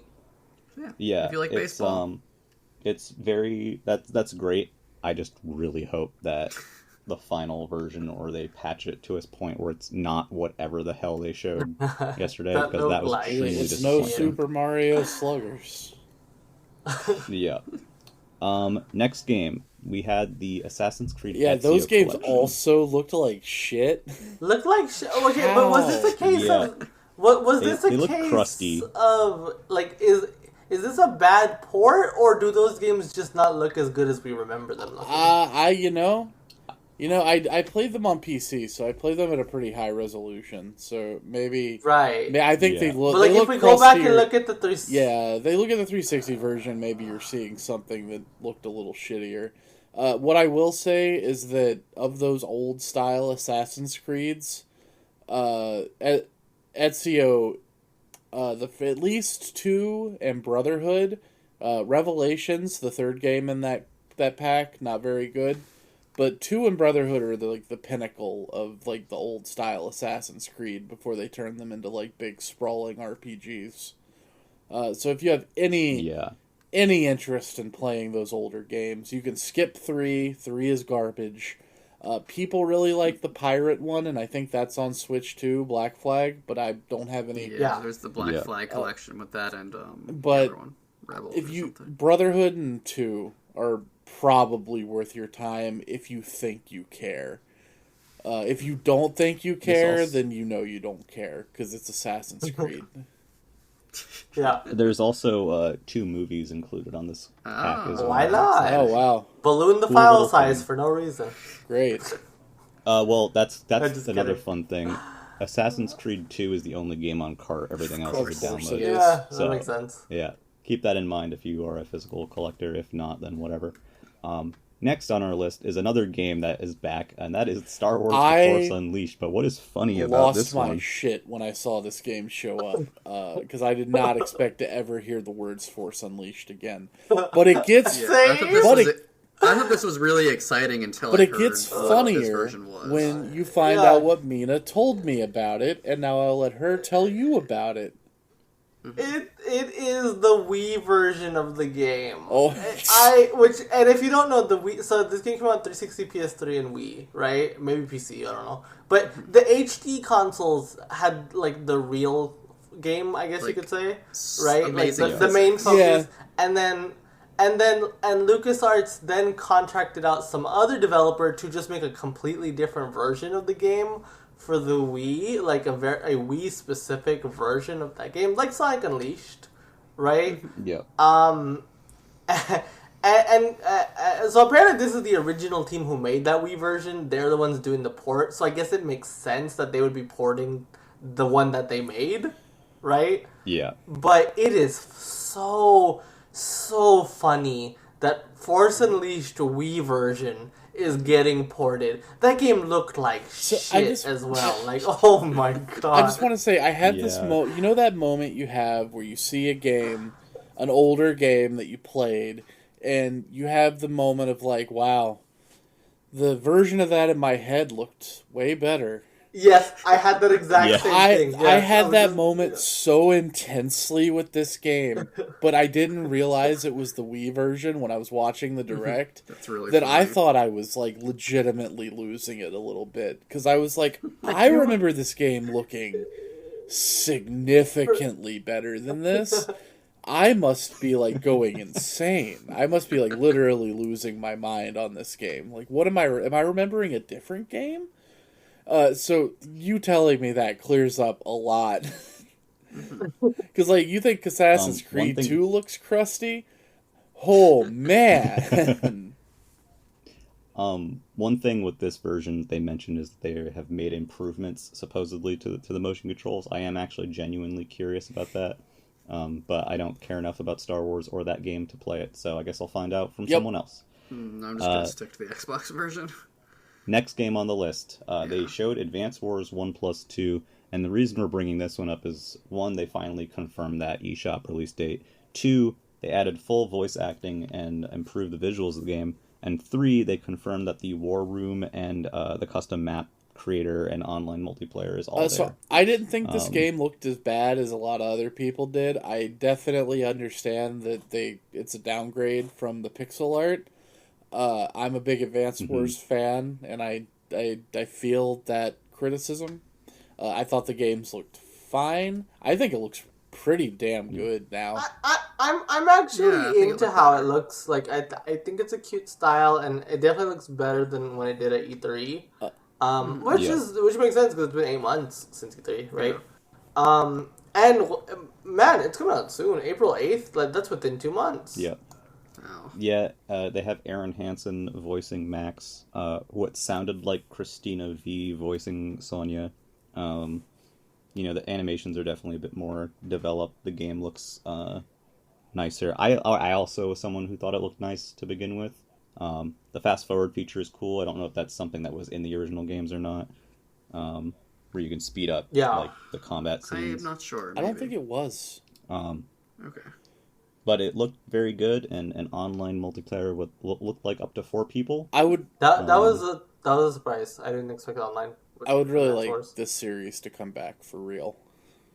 Yeah. Same. That'd be Yeah. cool. I hope this does really hope- well, so WayForward can just make their own Advance Wars. That would be stellar. I actually had a bit of a Yeah. heart like stop moment in the direct because they said the words like, and there's also another campaign, but they were just talking about Black Hole Rising. And I was like, wait a minute, did they like add like a third new campaign to this? That would be cool. Even if it was a mini campaign. I also kind of think that if they're gonna do 1 and 2, they should have put Dual Strike in there as well, because Dual Strike is lit as hell. And I don't think that it would. I don't think that it would like move as its own remake if they were to remake it. Maybe DLC. Who knows? Maybe Nintendo Switch expansion pack. At least it's not Days of Ruin. Expansion pack. Well, God, I do wonder if the 4-month delay was really just to polish the visuals, because that seems to be the biggest difference to me. Yeah, the VA also kind of suddenly showing up kind of makes me wonder if part of the delay was doing all of that work. But it looks like more high quality now. Yeah, it looks very good. I think it'll be cool. Yeah. I'm even thinking about trying it out. I don't know if I'll time this year, but maybe it's another one of those games. It's just like I think most people should play it. Yeah, they're really fun. There's just too much out this year. I feel you. And then last on our list, I added this one. Definitely the most important on our list is there is a new Disney and Pixar free-to-play kart racing game. Oh, it's free-to-play. I didn't even know that. Yeah, from the developers of the Asphalt. It's made by Gameloft. I actually thought it looked pretty okay. cool. Yeah, I thought it cool. It did too. And it didn't look that bad. And honestly, I don't know if it was just like the allure of early mobile games, but I remember kind of liking the Asphalt game. Yeah, people kind of like those. Like, they're not necessarily. Well, I'll say this: they're not like it being free to play means I'll probably give it a shot, if only just to see what it is.